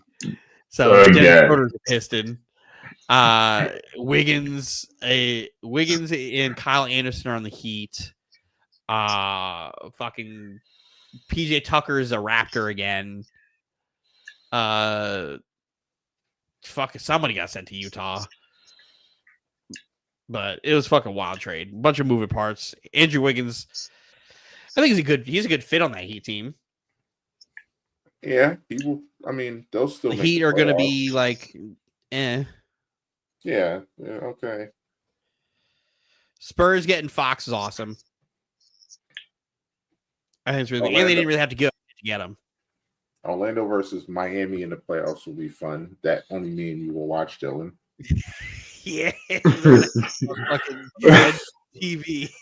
That's going to be for me and Dylan's eyes only.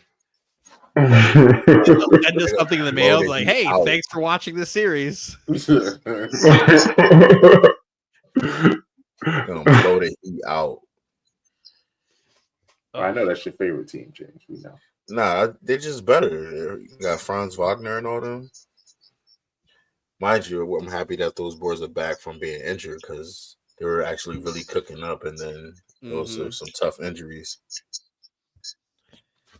Oh, Cavs getting DeAndre Hunter. Yeah. You guys hate that trade. That's I do. I mean, but the Knicks will never even end the fight for that. Never were going to be a part of it. You would have to get rid of depth you don't have to get him. Yeah, man, that makes. I mean, they didn't get much for him. Well, so he doesn't have a big contract. Yeah, they just traded Karis LeVert, but I think to equal Karis LeVert's contract would have been like 2 players on your bench. Yeah, it was just straight up Karis LeVert for him, right? And maybe a second round pick or something. And a second round. Yeah, no, they think they sent a second rounder too as well. Yeah, nah. I like that for Cleveland. That's a great pickup for Cleveland. Great pickup for Cleveland. And then if they're in the Ben Simmons market too on the buyout, that's a fucking good pickup for them too. I think the Knicks will be active in the buyout market though. Can you guys even be? It's going to be. Are you in the second bake? Are you in the second apron? We're in the second apron. You can't. No. I thought you can. Second apron can't participate in the buyout. I thought we weren't in the second apron. What if we sit cash? You have to sit cash, right? I don't know what it is, but your salary would have to be under the second apron to participate in the buyout market. That's why the Clippers did that stupid little trade. Sorry, Dylan. I mean, the Knicks are not in the second apron. Okay, then you're fine. You could do it. Oh, okay. The reason the Clippers did that stupid trade on Saturday when I was eating wings with Roz, he was like, well, I don't understand that Clippers trade. I was like, they did it so they could get in the buyout market. He was like, what? I was like, yeah, remember that second apron I was so fucking serious about? Teams hate that shit. Teams cannot stand that shit. It cripples them so bad. Hey, they signed it. So now if people are bought out, like if there's some good talent out there, some of these teams can participate.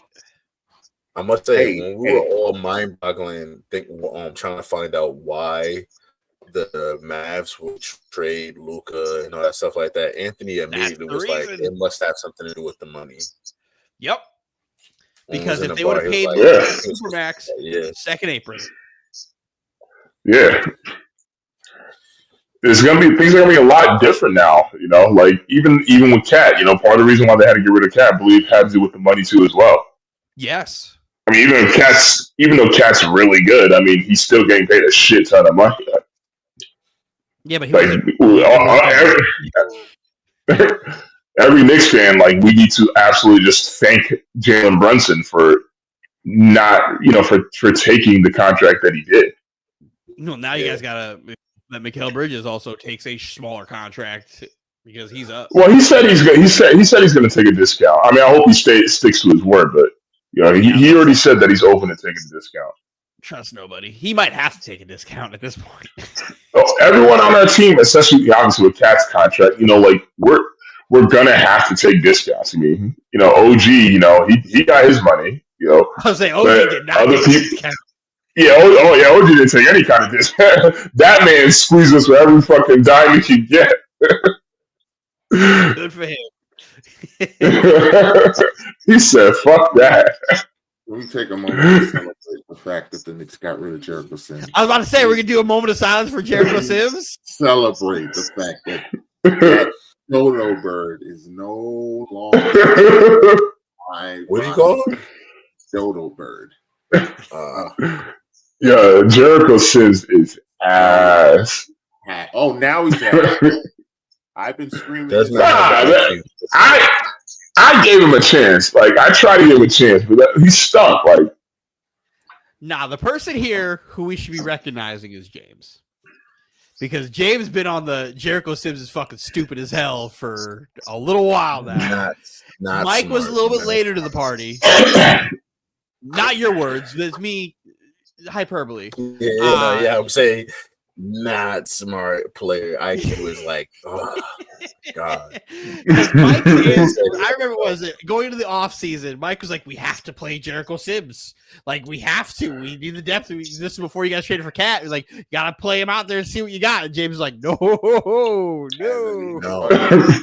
want to play him. No, but Mike was right. We had to. We had to see what the hell he had, especially Mitch. He's an idiot. And Mitch being out with his foot. But then it's like when you see Sims play, I'm like, holy crap, this guy's awful. Like, and he had some spurts here and there where he was like, okay, he's not that bad. Okay, maybe he might be turning a corner, and then he just like goes back to being awful. Like, it's all fluff because of physical ability. Is very much so the guy who is enamored by like the good that happens, that he has such short-term memory that he forgets all of the bad for the good in the moment. Well, I was trying to force myself to like the dude. We literally needed him to be productive. Like, we needed him. Like, and it was just like, fuck. All you want, man. I'll be the first person to tell you with certain people, like, yo, don't let this motherfucker see the fucking court. Like when everybody, God, don't send Day'Ron Sharp to the fucking moon. Don't let him see the fucking court. I know we need somebody to play behind You Claxton. like Day'Ron Sharp at times. No. I was a send Day'Ron Sharp to the moon guy. Send him to the fucking moon. And then I was like, I know we need somebody to play behind Nick Claxton, but it can't be him. It can't be him. Send him to the moon. Threes and everything for y'all. Well, now he is. He wasn't doing that with us. I still don't care for Day'Ron Sharp. I think that whole team could go burst into flames. It don't matter. Nets 26. All I got to say. The most Nets thing of all time is the Nets beating top 3 seed in the West, Houston Rockets, back to back, but then losing to a Wizards team without Kyle Kuzma or Jonas Valanciunas. What is the bet? Washington Wizards 8-41.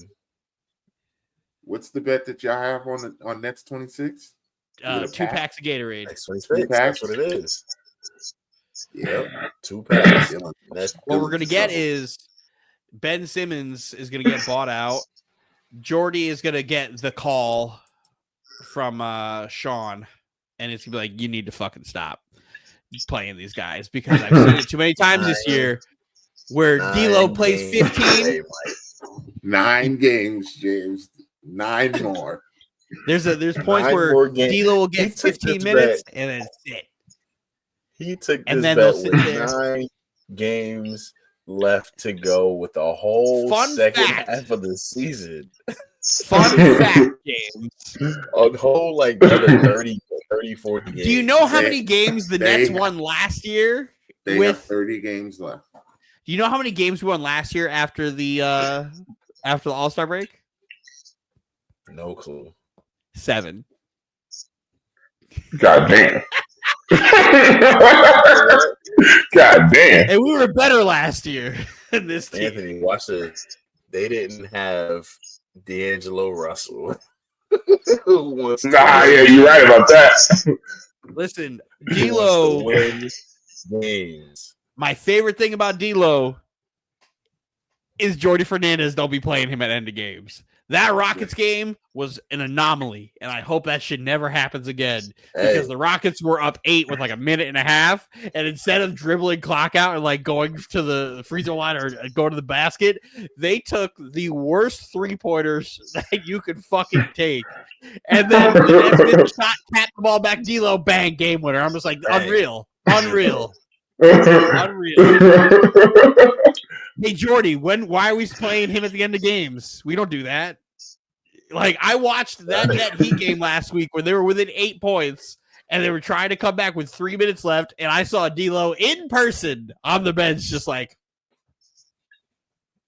being cool, not playing. I was like, yeah, sure. Leah Jordy. Saying if y'all ever put me in this game, we'd win it. D'Angelo Russell is probably the most aware person about what's going on. And I think they have a handshake agreement that they're going to give him like a 2-year contract. I'm pretty sure that's what's going to happen. Like, hey, just be cool playing like some nights 15 minutes and like just do your thing. And then we'll just sign you. And then if you want to be traded, we'll trade you. Like we'll get you paid. I'm convinced that's what's going to happen. That's because there's no way he threw away his beef with Sean Marks and being completely professional and okay about this entire situation if they didn't have something. Telling you, this is Mike. I told Dylan what is happening here. He said he's gonna shut up because this is gonna be the absolute fuck you to the Nets by winning games. If y'all play me, I'm gonna win these games. So y'all better sit me, and they ain't sitting them all in every game. So listen, hey, they're not going to go winless, but they have won about as many games with him as I thought they would.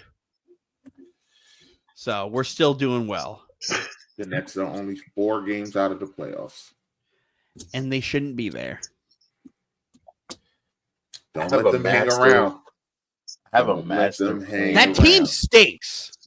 Like they are terrible. That team fucking stinks. We're not asking them to create the will. Not asking them to finish 500. We just want 9 more. Just one hashtag. Mike was watching that Net Heat game 2 weeks ago, and he literally texted the group chat. He goes, "These teams stink." Terrible. That was horrible basketball to watch. Horrible. The Nets got this British dude who I don't even know how to pronounce his name, and he keeps playing. I don't know how he's seen the court. Listen, I have a master plan with this Will Spin. Well, it's not Will Spin, it's this Gatorade. I have a master plan with this Gatorade if I win. And you guys will see. We'll see. I win. This Gatorade bet is gonna be one for the ages. I guarantee you. Watch. I don't know, Dylan. I don't know. It's all right. Are there any other? We got everything. The Lakers are beating Golden State right now. Obviously, none of the people that have been traded are playing. Nope, because they're all just trying to get flights, hoping they don't fucking. Jimmy's there. Yeah, Jimmy had to sit there and like get his physical done. Yeah, Jimmy's there. Nothing's like I don't think that's official yet. What do you guys think about before we move on? What do you guys think about the smear campaign and trying to say Luka was overweight? Yeah, so was fucking Shaq. He didn't look overweight. Listen, when he got off that plane, he didn't look overweight to me. He didn't look overweight to me either. That's justification of trying to like convince yourself you did the right thing. And trying to convince the fans because like what is the reason for all of this? Because everyone's floated their opinion. The salary. Yeah, I don't think it's the weight. Wait, no, that's all bullshit. That is absolutely all bullshit. It's all they don't want to get into the second apron, and they're just nitpicking to find reasons to trade him. And I mean, it could be that they don't like him. I mean, we saw the footage last year of them. They did have issues with his conditioning, though. That is something that's true. That And guess video of what? Michael Finley snatching the beer from him is. And then they took, in hindsight, that's crazy because I think I saw something where they were like, he was like 40 points away from passing Michael Finley on the all-time scoring list, and they're like, "Oh yeah, you also can't have that," and then traded his ass. And I'm like, listen, if Luka's out of shape and then you have problems with condition, he's still one of the 3 greatest basketball players on the fucking planet, regardless. He carried you to the finals. You know who else was out of shape when the season started? Fucking Shaq. And Shaq used the season to play himself into shape so he could be there ready for you in the playoffs. I hope Luka takes this shit and he's like, hey, LeBron, we're teammates for however long. What do you got? I'm be with you. Let's go do whatever conditioning you have. Let's go do this. How much money do you spend? Teach me what you do. And then he goes in there and he becomes this fucking monster. This monster. Yeah. Every time he sees Dallas, he averages 60 on him. I hope that's what's happening. They play soon. It's not a long period before they play their first game. Give him 40. Give him 40. 40. 40. They got to do 80 over there too, though. 40. 40. Like, remember when we were in the barbershop and Luka scored like 70? You put Bron at the 4 to guard AD. Yep. They're gonna put AD in. Yo, that game got to be on TNT, bro. Got to be must watch. Oh yeah. Someone's gonna flex that game. Someone absolutely will flex that. ESPN probably will flex that game to ABC. We need Reggie commenting. I don't need Reggie on your commenting. We need Reggie. Reggie, I think, is about to be the main voice for NBC next year. We need Reggie. No. Reggie's not bad, bro. Mike just hates Reggie. Reggie's good at his job. Mike also hates Richard Jefferson. Richard Jefferson's good at his job. Richard Jefferson's not good at his job. That's why he doesn't. Richard Jefferson's voice kind of annoys me, though. They put his ass back in the studio so he can sexually harass Janae all the time. Michael! Wait, what? Wait, what? He sucked. Yo. Like, passive aggressively sexually harasses Janae all the time. This is slander. We are going to do, and Mike is really going to hate RJ. There are no limits to where I don't support anything. Michael's opinion. I don't condone anything that was just said on the NBA. Richard Jefferson does not watch the pod. Wow. Michael's a bad person.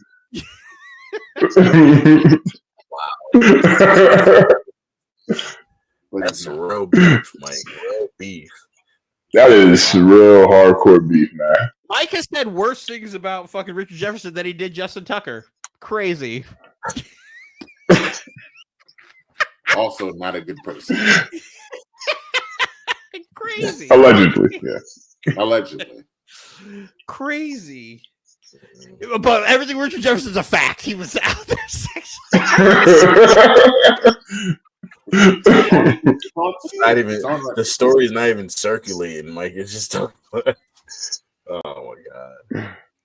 His hate for RJ has no bounds. There's only one order of business left. The WNBA is also drunk, by the way. Yeah, they are. That's for me and Dylan, but the WNBA is also driving. They need to put it because what's going on in the W right now too. Somebody said Kelsey Plum got traded to LA. Man, how much help does LeBron need?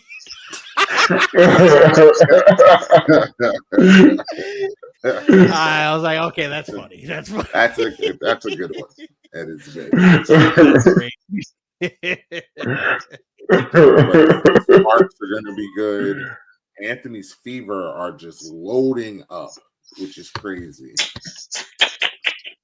The Liberty is still the Liberty. The Aces are The still Wings loading up too. The Wings are loading up. I feel bad for Angel Reese because that team is just not. They're not putting any talent on that team at all. Chicago not putting any talent on that team, and it's gonna be a rough season for them. Anybody gonna talk about how CC ducked the All-Star weekend for no accountability if she was to lose? Sabrina, the crazy thing is, if she would have participated and did worse than Sabrina did, she would have gotten killed. She would have gotten killed. She's doing all this. She's putting a lot of pressure on herself for the All-Star weekend at the WNBA All-Star weekend. She said, "That's when I'm going to do it." Okay. All right. You better win. Another chance to put the WNBA first. Yes, because that was the reason. Not doing it. Well, no, that's the reason she said. Yeah, okay. You want to know what's put the WNBA first? You being on All-Star weekend. So people can talk about Pioneer, Anthony. Hey man, let Caitlin be Caitlin, man. Nah, man. Not if you're supposed to be the face of the league.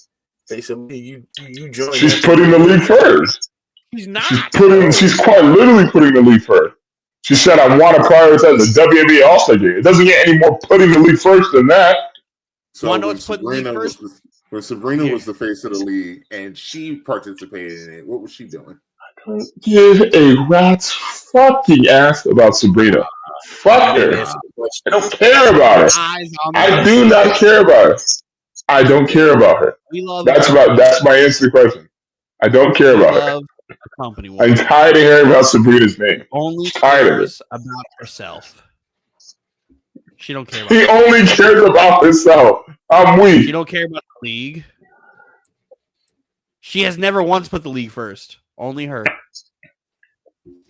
Whatever you say, buddy. She said, That being said, James, I can't shoot off the rack. Oh, she's not gonna. She would have to take all her shots to the left across her face, right up. Random note. Not only do you got to go shoot, you got to shoot from the right side too, Caitlin. Good luck. Stop. Am I wrong? But not very much. I'm looking forward to this season. I cannot wait. I can't wait. There's going to be It's going to be fireworks this year in the WNBA. Cool. Move on. Guess what, Anthony? She's still not winning the MVP. Still not. She might this year. No. Nah. I'll take the field. I'll take the field. Asia, what was that again? I think college. Nafisa Collier. Yeah. Minnesota's going to make the turn. There's no turn. If she takes another turn, just give them the trophy. Then just give them the trophy. If Asia Wilson didn't exist, she'd be the best basketball player in the world, and it wouldn't be close. And that's how good Asia Wilson is. So this is how I see Nafisa. So if Asia didn't exist, this is what I see the comparison of Nafisa and Caitlin Clark is definitely the Steph Curry and KD comparison, where Steph Curry gets the MVP still, but KD is probably the one of the best scorers in the game. But she does everything better than Caitlin except shoot the three. KD. Did KD? KD's on the Thunder. Huh? Like, you get what I'm saying, Dylan? Like, the gap between when KD was on the Thunder and Steph Curry won MVP, KD did everything, and Steph was MVP. Unanimous. Yeah, but that year was Steph's unanimous MVP year. And they went 73-9. That's what I'm talking about. Yeah, that's I think it's an outlier. But his unanimous was prior to the 73-9. It was the year before. It was the year. Yeah, well, KD was on the Thunder. Season. That was the 73-9 team. I know. That's what I'm you were saying. comparing. But that's what I'm saying. I know. Like, that's what I'm saying, though. I'm saying the scenario is Nafisa would be KD, while Caitlin Clark would be Steph Curry still getting MVP. Well, then in that case, the Fever would have to only lose like 3 games the entire season. That ain't happening. If that's how we're going to compare that. I'm just talking about in comparison of players. I feel like Nafisa does a lot. She does everything. She's great. But in comparison, I feel like Caitlin Clark will still get MVP based on her gameplay and how she transcends the game. I think so. I'm not saying that she can't win MVP. I think Caitlin Clark could absolutely win MVP. I don't think she will. I think I will take the field. But I think if you go based off of just this year alone, where one, Nafisa Collier was second place in MVP voting while also being Defensive Player of the Year and averaging more everything than Caitlin Clark besides assists and 3-point percentage. If that's what we get again, then it's like, okay, cool. Because Caitlin Clark would have to average, 5 more points to be up there with Nafisa Collier? But again, it all is going to depend on what's going to happen. Going from when 20, you shoot threes, it's what not was a lot. it? What was it, Dylan? She has 21, 22. So and she'd have to go to Caitlin averaged 20. 18. So to go from 22 to 27, 28. It's 2 more shots, Mike. It's 2 more shots. That's a jump. That's a jump. And that's also if A'ja Wilson just doesn't exist. I know. It's also A'ja just doesn't exist. This is true. Because we live in a world where she exists. Where A'ja exists, and now we're getting, as Anthony like best to say, of the world, a revenge tour A'ja Wilson. So I'll take the field with Dylan. A'ja did get those sneakers though. I'll take the field. Yo, her sneakers are fire. A'ja's in love. Those sneakers are fucking fire. A'ja's in love now, guys. She's not gonna play the same. She gotta prove she's better than Bam. She gotta go out there and prove she's better than Bam. Nah. She gonna go out there and be like, I cook, what you doing? Nah. Listen, you average this, I average this. I wasn't saying, you look at the averages, Bam might need to start playing. Listen, Bam might need to start playing. It's different. She's the go-to, and he's not the go-to. Definitely not Jimmy. I would say might be the go-to now that Jimmy's gone. A'ja's better at her job than Bam is at his. Yes. Oh, absolutely. Say when you're the best player in the fucking world. He has the opportunity to step up now with Jimmy leaving. It's not going to go to Andrew Wiggins now. A Wonder Boy. I would say he's just going to shoot more. You think he was unhinged before? Tyler Hero about to shoot 25 shots. I mean, he's not better than Bam. Tyler Hero's not better than Bam. Offensively, he's better than Bam. Times. He's going to shoot the ball 20 He's not better than Bam, bro. Offensively. I'm not saying he is. I'm saying he's going to shoot the ball 20 times a game. I think they're going to be more likely to give Wonder Boy the green light on offense than Bam. I don't know. Who they paying? They paying Bam. They're paying Wonder Boy too. They're paying him too. You got the computer. What's the contract matchup? No. Bam gets paid more. Exactly. Let me see. And he's the Olympian, bro. He's gonna be the guy. Miami Heat contracts. I think Bam's on a max contract. It's like 3 years, 150 or something like that. Bam is on. Okay, so Bam makes this year $34.5 million a year. Tyler Hero makes 29. Tyler Hero gets fucking paid. Terry Rozier gets paid. Hold on. Terry Rozier gets paid $25 million. Terry Rozier. Fuck. He's Terry Rozier is stuck in the bathroom right now during this investigation. He's gonna need all of that on the toilet. He's like, holy shit. They got me. All of it. Why would you do that while making so much money? I mean, you will never understand it. If it's true. I can't believe this shit. I love when that story came out. I was like, so what if they go through this investigation? They're like, yo, turns out he just stinks.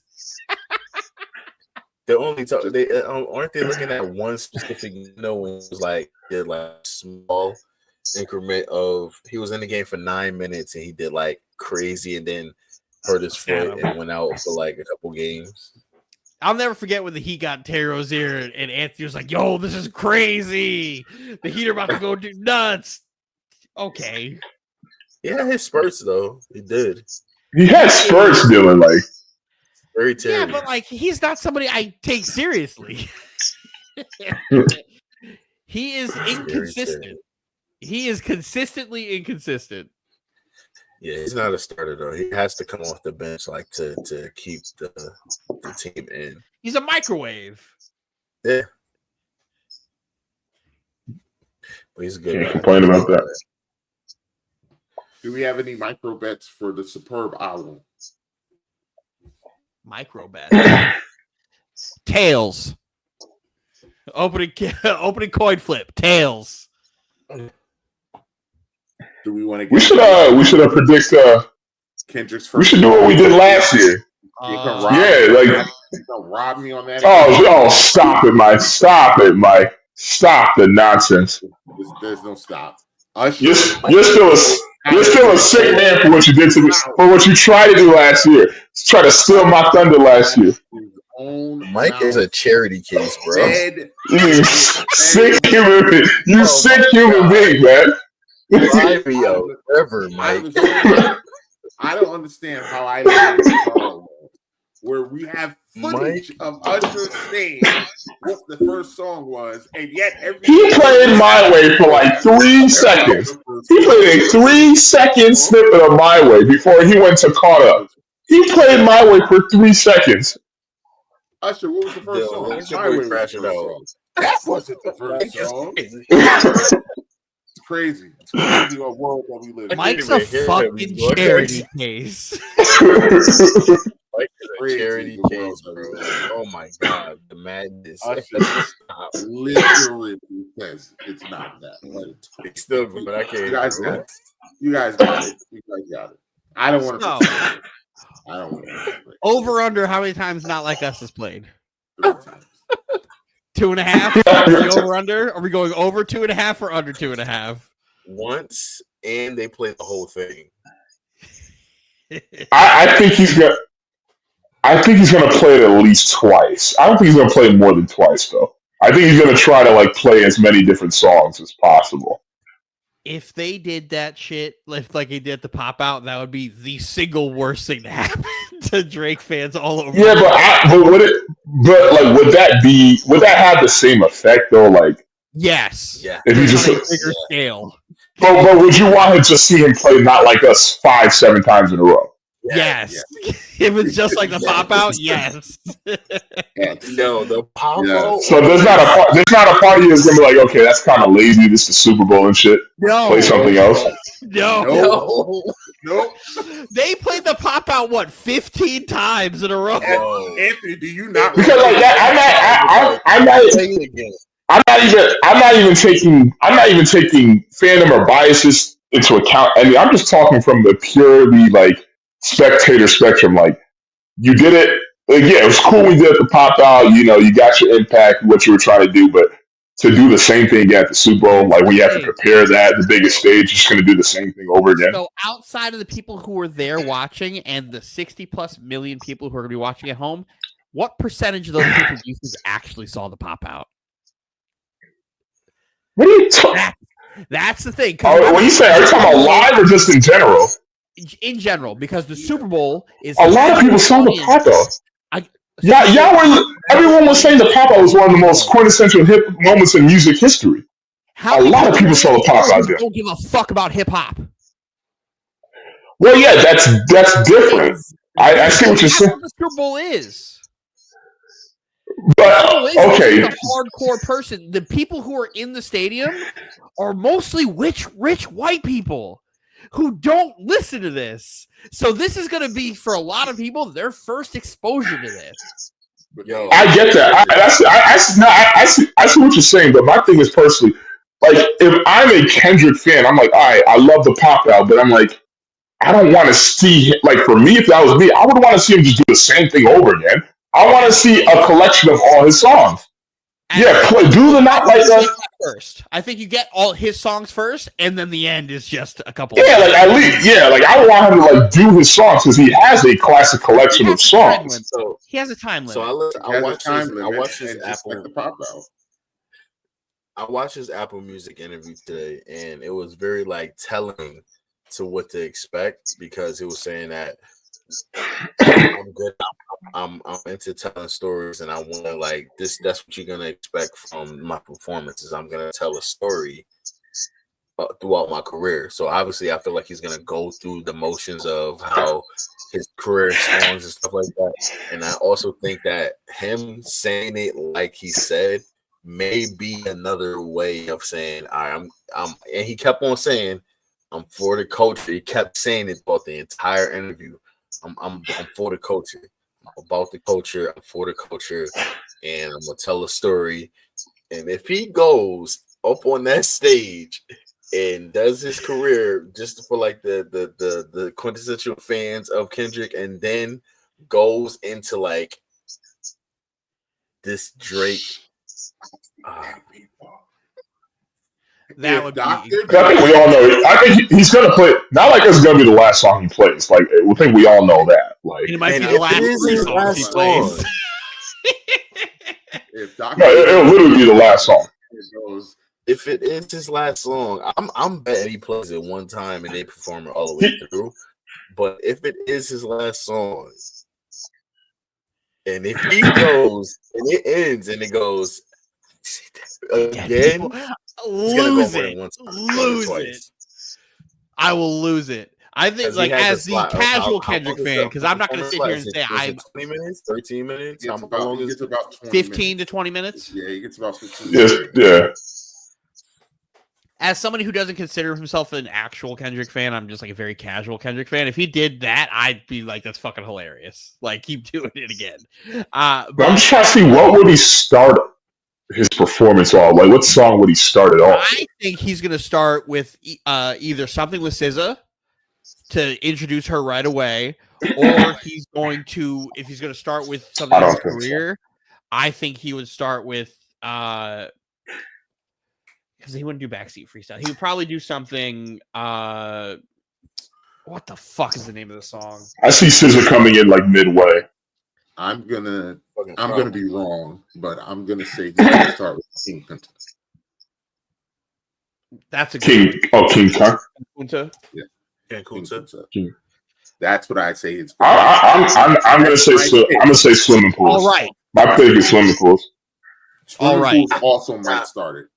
Swimming Pools might start it. I don't know if he's gonna do all right because all right is a high point in his career. So he's gonna I need him. Donald Trump's gonna be there. I need him to do all right. I need him to do it. No. Well, I think he'll do it. I think he'll do it. No, he's definitely gonna do all right. That's like the second most certain song. I think they're gonna do all the stars because that's a hit, very popular. Oh yeah. That's definitely gonna be on there. Anybody from New Orleans pop out. Because I'm still convinced Wayne's going to be there. But I think you have to have Manny Fresh there. Right? Oh, he might. Wayne's not going to be there. But Manny Fresh might come out. Because Wayne is promoting his album that's coming out. Wayne's promoting his album, and Wayne has played neutral the entire time. Wayne is not playing neutral. He's not going to come out stage there before Not Like Us or anything happens. I think that's a reach. Wayne's absolutely not coming out there with Kendrick. I don't think Wayne's coming out. He definitely said he's not. Master P, make him say, "Oh, nah." I would love it. Because nothing like definitely said my dream scenario here is all you hear is womp womp womp womp womp womp womp womp womp. Go DJ. That's my DJ. Go DJ. That would be like dream scenario for me. But I'm like, no. I don't know for that. Or not Juvenile. to put not to put anything on Drake, but if Wayne was to come out like that, we'd have to put Suicide Watch on Drake. Like, oh yeah. I agree because like my thing is personally, if Wayne would have, that's the biggest fuck you to Drake. Like, forget all these people that Drake feels wronged him and all that. LeBron and YG, all these cats. Lil Wayne, that's the nail in the coffin right there to just Drake's mental if that were to happen. That's right. Like, dude, we're talking about his brother, his mentor, like his everything. Like, Anthony, I promise you, if Lil Wayne is there in any capacity in this, as the massive Lil Wayne fan that I am, knowing you already don't like Lil Wayne, and then for him to do this, I would be unfucking bearable. You would have to block me. You would have to fucking block me. Well, because the thing is like I could like Lil Wayne is to Drake the same way Shock G was to Tupac. Like at the end of the day, like he was his mentor. He brought him in. He brought him into the game and everything. Like, and him to do that, he warned him. He said, "Hey, keep it Canada." But that's what I'm saying. Like, it's not gonna happen. But like in my head, I'm just like, it can't happen. There's just no logical way it can happen. Listen, like Wayne, like my video rapping, they not like us as well. So yeah, but that's different than hopping on the stage and just. But he's not. Again, I mean, he's doing it for his city because he feels like he needs to be there. Dylan, I don't believe none of that. If he's not going to be there, don't work like that, Dylan. Don't work like that. It does work like that. It doesn't work like that. It absolutely does not work like that. Doesn't work like that in any way. Doesn't work like that in any way, shape, or form. If you were on stage with somebody I hated, that way, shape, or form. No, if you were on stage with somebody I hated, you're not going to give me this. Oh, but I'm from this city. I'm just repping my city. No, you can delete my number. That's how that goes. Like, it doesn't work like that, man. Wayne, if he wanted to be there for this, he would be there for this. Because this is what he cares about the most right now, is that he's not the one headlining the halftime show. So if you're telling me there's an opportunity for Wayne to be here at all, he is going to be here. Because this is what he cares about right now. And he feels slighted. He cares more about this than I think Drake right now. Because this is home. Louisiana. Exactly. And if there's if this fucking leaned out fucking ridiculous human Wayne ever remembered the lyrics to fucking Mona Lisa, there would be no argument here. No argument here that those two are not performing that there. Does not remember the words to that song. He doesn't. He has admitted he does not. I'm pretty sure everything from the Carter 2 and forward, from the Carter 2 and older, it's gone. Oh, He would need a teleprompter for anything from Carter 2 and earlier. He has on one of his performances. They're like, everybody keeps asking me to rap Mona Lisa. I don't remember the words. That's why I don't perform that song. He does not know. I'm pretty sure he doesn't know Go DJ. I'm pretty sure, I think Go DJ is an exception. I don't know. Bling Bling is also an exception. There's certain songs you can't let go. I don't know. We'll see. So I need Go DJ. That would be fucking fire. Fucking King Kuta. I got swimming pools. Mm-hmm. Dylan. The song he's going to start with. James, you got all right to start? No. No, that was me initially. And I was like, oh no, never mind. James did it. No 2-second snippets. Actual song he starts with. Thank you. Let's set that rule now. Yeah. Let's make that very clear this time. Doesn't count. The first song he performs. Was My Way. He didn't perform My Way. It was a medley. It doesn't count.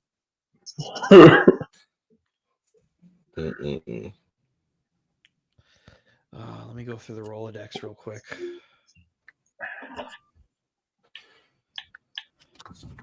I don't think Rigor Mortis was big enough for him to bring that here. What if he starts with Euphoria first? I don't think he's going to do that. I don't think he's going to do Euphoria. That's how he started the pop out. Yeah, but this is different. That was a good opening. It's a good opening, but this is different. This is a different audience, different stage. Like, he's just off the Grammys. Like, we know Not Like Us is going to be played. And that wasn't on his album. True. Because Not Squabble Like Us. Up. I don't think that's right. We didn't even say anything from his album.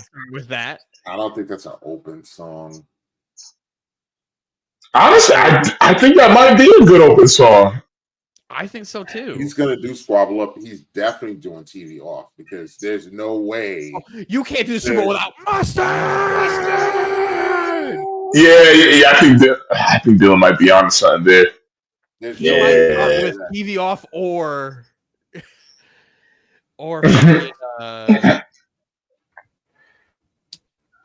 that shit. Oh my god. Yeah, Squabble Mike taking Dylan's thought process. Yes. Squabble Up or TV Off might be the opening one. You gotta pick one, man. So I'm going Squabble Up. All right, what about you, James? Squabble Up.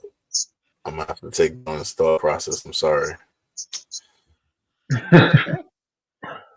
Because you could easily open up with really hot song right now and then go into your career. Well, he only has so much time because we already know he's performing Not Like Us. He's going to perform All the Stars. What was the other one that he said he's actually going to perform? All Right will absolutely be performed too. Yeah, All Right. Like, I think he's going to play Squabble Up. He's going to play something from his most recent album. Then somebody else is going to pop out. He's going to have a special guest or special guest. I'll lose it. I said this with the Justin Timberlake halftime show. I said, I swear to God, if Big Boy pops up and they keep going, I been on it all night, man. I be on it. Hey. If you want me, you can find. I lost it.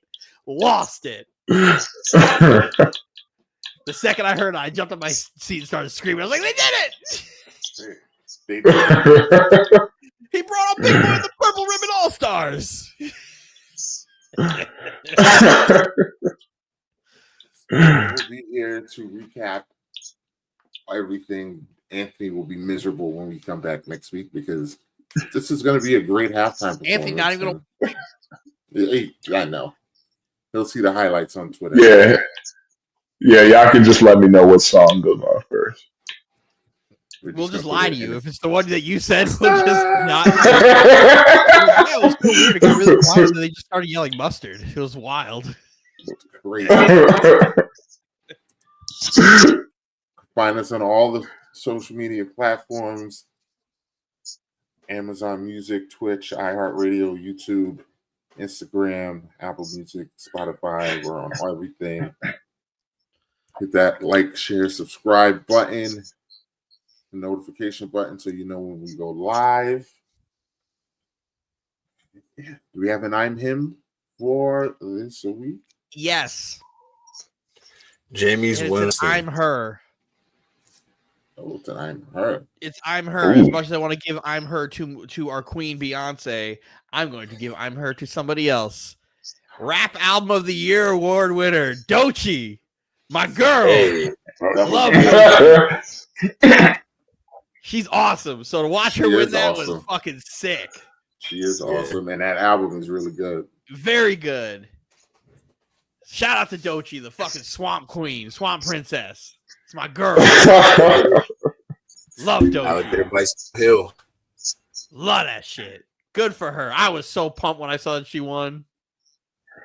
I got another one for keeping it Grammy. To piggyback off of Dylan.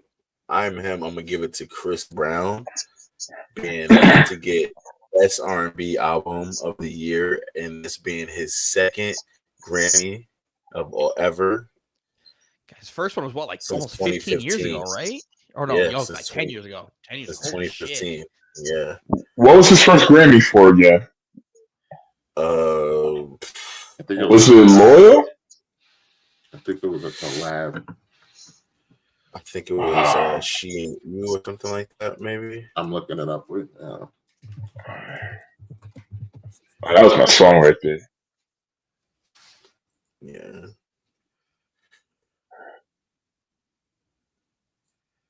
I gotta listen to some of this more recent stuff. They won't say it, but we all know why he hasn't won. We know Yes. Well, yeah. He won. He won Best R&B Album for Fame. Oh, Fame. Yeah, that was a really good album. That was the album. That was a really good album. Go word for word, bar for bar, that shit. Love Fame. Fame is a very good album. Yeah, it's banger. I heard Heartbreak on a Full Moon is really good. I don't know if I can get myself to listen to it. Good. Yeah. My brother was like, "Yo, you need to listen to this. It's a really good album." I'm like, "Dog, it's 48 tracks." Yo, what the fuck? Good. very good. It's a very good. But 48 tracks, man. It's very long. That's a lot of fucking songs, man. Even if you're not like really listening to it, you have that shit on in the background, and it's just such a vibe. It's so good. Fun fact: he's been nominated for Best R&B Album 1, 2, 3, 4, 5 times. Mm-hmm. 5 times. And this might have been the hardest year for him with the other nominees. It's a good year for R&B albums. So yeah. He wasn't. There were some people online complaining about Beyonce winning the award for album and shit. And then some dude was like, "Well, now you know how we feel when Macklemore won Best Hip Hop Album." Beyonce won Country Album of the Year, and they're like, "That's why." Shut up. That Macklemore win still haunts me to this day. Because he won over Kendrick, he won over J. Cole that year. It was, oh my god, don't even get started. A fucking disgrace. They redid the Academy. I kept overhearing they rehauled it so these people wouldn't get fucking overlooked anymore. Because I guarantee you, Doechii doesn't win this award last year at all, or isn't even nominated for it last year. Yeah. So shout out to her. Yep. Well, my I'm him is an I'm her. Skipping over Anthony.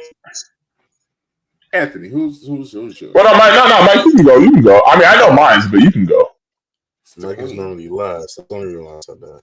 I knew one of us was going to vote for the Queen. That's why I didn't. It's Beyonce.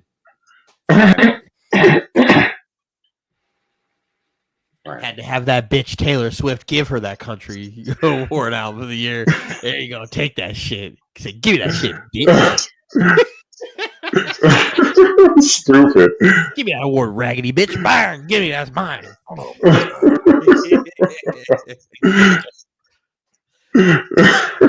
And Taylor was out here twerking and shit. Listen, when Not Like Us played fucking 5 times. Anthony's queen betrayed him. I mean, to be fair, also it didn't help that Drake was dissing the Grammys for like 3 years in a row. Like So that didn't help him out either. Anthony posting after the Grammys that video of Drake saying, of the person saying, "Oh, Drake said he hated the Grammys." Didn't say that at all in that video. I watched that shit over. I was like, "Oh, he just said anybody who was nominated was a winner." What the fuck is he talking about? But a lot of people interpret it as him like basically indirectly saying, "Hey, the Grammys ain't shit." Or also being, "Hey, you're all winners to me." Mm-hmm. Now look at me in my Grammy.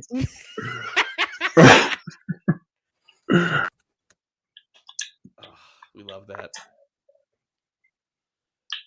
Okay. My I Am Him goes to none other than Mr. Jey Uso.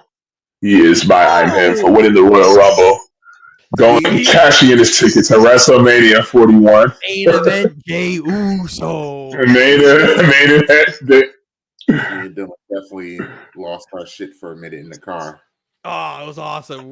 Because I was so shocked that he won. Like, no, I was so. I know because I thought they were going to give it to Cena. You know, it's his last tour. You know, everything. To actually win. Let's just be real here. That was never enough. Shut up. Never enough. And when they had Cena in there, I was like, no shot.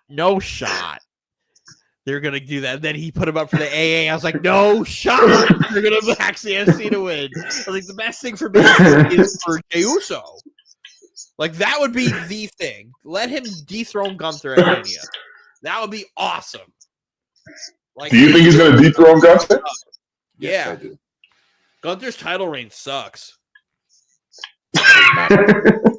It sucks. They need to find a way to get it off, and Jey Uso's the only one believable right now to like do it because he could be the baby face who has to fight through the guy who's so much more talented, and Gunther's just going to keep losing belts at Mania. It's great. Yeah, that's what he said it's great. I love Gunther. Love him, but you got to drop this one to Jey Uso, man. He's the hottest baby face of the company. Has to have the belt. Rocket ship is back. But yes, so yes, yeet. We will definitely co-sign that. And yeah, shout out to Queen Beyonce because Taylor Swift could never. Anthony, tell Taylor Swift to make an R&B album and go win album of the year. Love to see it. Bet that bitch can't do it. Bet you that bitch can't do it. You know, it's like now it has me thinking like, what would a Taylor Swift R&B album sound like? Dog shit. That's what it sounds like. You legit have me thinking for a second right now. I'm like, what would that sound like? It sounds like no thank you. To be fair, if I'm going to be completely fair, I don't think she could pull it off. I have a hard time seeing her try to go R&B like. Because I don't think she has the chops for it, singing wise.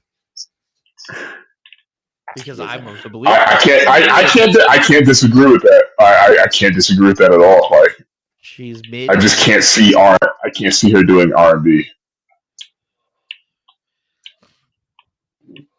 Good. Never We'll want to hear back. That. We'll be back next week. We're gonna recap everything. We can recap. Yeah, we can preview All-Star Saturday Night next week. Yeah, that's me and Dylan's favorite time of the year. Hell yeah! Clean up with some Gatorade. Get back to the We do an All-Star at your house, Mike.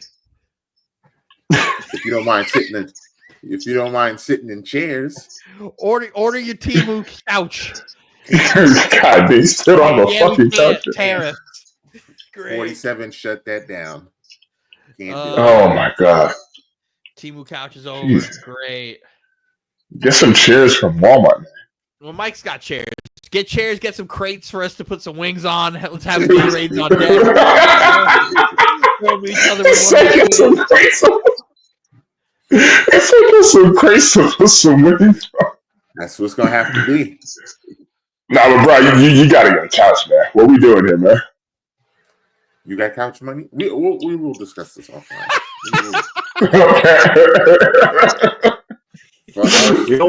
We almost came and stuck Jordan's furniture up.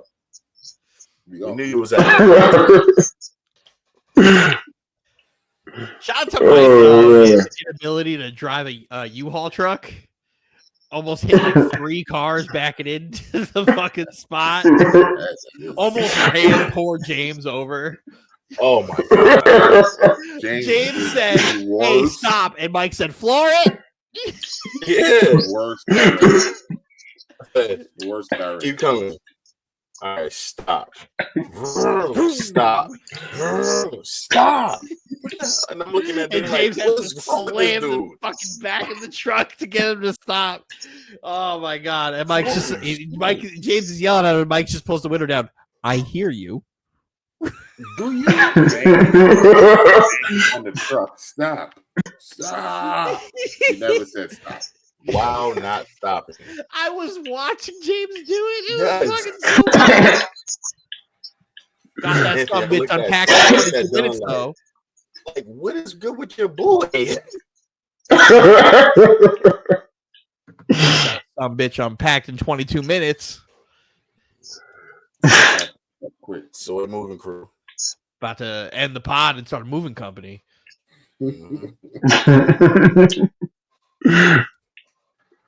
We will see y'all next week. Good night.